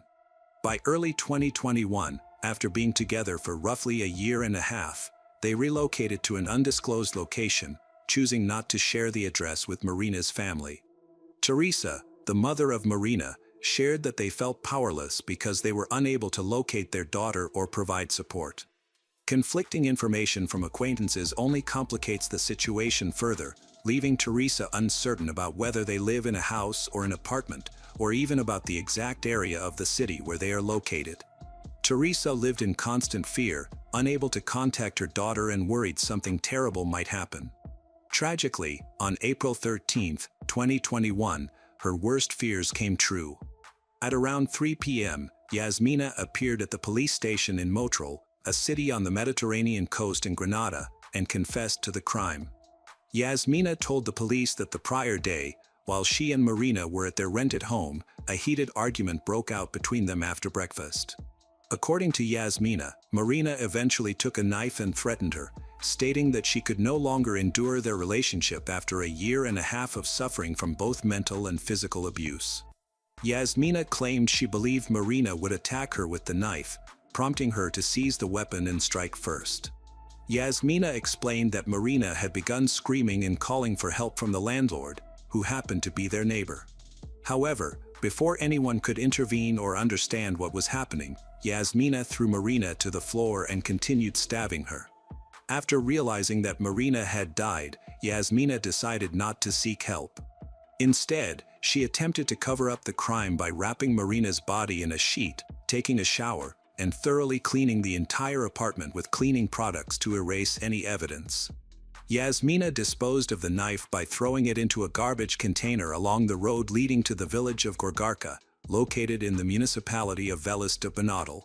Around 5 p.m., Yasmina went to the port of Motril to meet her friend Antonio Manuel, to whom she confessed the murder. She asked for his assistance in finding a place to bury Marina's body. Consequently, Antonio was accused of being an accessory to the crime due to his involvement in the incident following the murder. Initially, Yasmina insisted that she had sought his help. Later, when Antonio was arrested, Yasmina changed her statement, claiming she had only sought emotional support from him during a difficult time. Following Yasmina's confession, the authorities went to the apartment she shared with Marina, where the crime had taken place. Inside, they found Marina's body wrapped in a blanket. Investigators confirmed Yasmina's account, noting that the apartment had been meticulously cleaned, leaving behind no visible evidence of the crime, apart from a strong smell of cleaning products. Due to challenges in collecting evidence, assistance was requested from a specialized unit of the National Police in Motril, experts in detecting altered crime scene traces. This team arrived in Granada on April 14, 2021, shortly after Marina's remains were transported to the city's Anatomical Institute, where all necessary tests were conducted. The results revealed that Marina had died from 24 stab wounds inflicted by Yasmina using a sharp object. It was also determined that Marina, aged 18, had suffered over 20 blows and other injuries to various parts of her body. On April 16, 4 days after the crime, the Court of First Instance No. 3 in Motril ordered Yasmina to be held in pretrial custody without bail. Despite her lack of prior criminal record, the Supreme Court of Andalusia stated that this decision aimed to protect the investigation and prevent her from fleeing. On the same day, the court decided to temporarily release Antonio Manuel, initially suspected of helping conceal the crime, as a precautionary measure. Because no formal request for his arrest had been made, he was required to report to the authorities every Tuesday, and his passport was confiscated. On the same day, the government of Granada announced that the case would be treated as an instance of domestic violence since Yasmina and Marina had been living together. Although the authorities acted swiftly, the trial did not commence until December 13, 2022. Friends and family of Marina gathered outside the court, shouting and demanding justice for the young woman who had tragically lost her life shortly after she had turned 18. During the trial, Marina's family lawyer, Jesus Huertos, highlighted the brutal nature of Yasmina's actions, detailing the extensive injuries Marina had suffered. He said that Yasmina deserved a life sentence but should still be given the opportunity to rehabilitate. Additionally, Marina's psychologist, who also counseled her mother, Teresa, testified in court. The psychologist revealed that Marina had repeatedly expressed her fear of Yasmina's violent behavior and had stated that she no longer wanted to continue the relationship. Other witnesses provided statements backing this narrative. The prosecution argued that Yasmina had intentionally prolonged Marina's suffering before carrying out the killing, emphasizing the cruelty of the act. However, unlike the family's lawyer, the prosecution did not seek a life sentence. Instead, they recommended a 17-year prison term. The defense attorney representing Yasmina argued that she had been in poor physical and mental condition at the time of the crime. On that day, she had allegedly taken antidepressants while also consuming illegal substances, which impaired her perception of reality. According to the lawyer, Yasmina reacted violently when Marina expressed her desire to leave the house and approached her with a knife. The lawyer asserted that Yasmina was unable to fully comprehend her actions and requested her acquittal during the initial hearing. During the trial, Yasmina expressed remorse, acknowledging the difficulty she had in understanding her actions, while admitting her awareness of the gravity of the crime. She revealed that her decision to surrender to the authorities stemmed from her realization that Marina did not deserve to be buried in an unmarked, improvised grave. Yasmina explained that her intent was not only to ensure Marina received a proper burial but also to take responsibility for her actions. However, she insisted that she never intended to harm her partner, claiming her actions were meant to protect Marina instead. These statements conflicted with testimony from Marina's relatives as well as Yasmina's initial statements. In early March 2023, a provisional court in Granada sentenced Yasmina to 17 years in prison for murder, taking into account mitigating factors such as her relationship with Marina and her voluntary confession. After serving her prison term, she will be subjected to conditional release for 5 years. Additionally, Yasmina must fulfill financial and personal obligations, including paying €75,000 in compensation to Marina's mother and €22,000 to Marina's sisters, Alba, Andrea Lucia, and Alejandra. She is also prohibited from contacting them for 22 years. Regarding Antonio Manuel, who was initially accused of helping to conceal the crime, the prosecutor's office recommended a prison sentence of 15 months. However, due to his cognitive disability, judicial authorities ultimately dropped all charges against him. Marina's family announced plans to appeal the decision, arguing that the punishment was insufficient given the severity of the crime.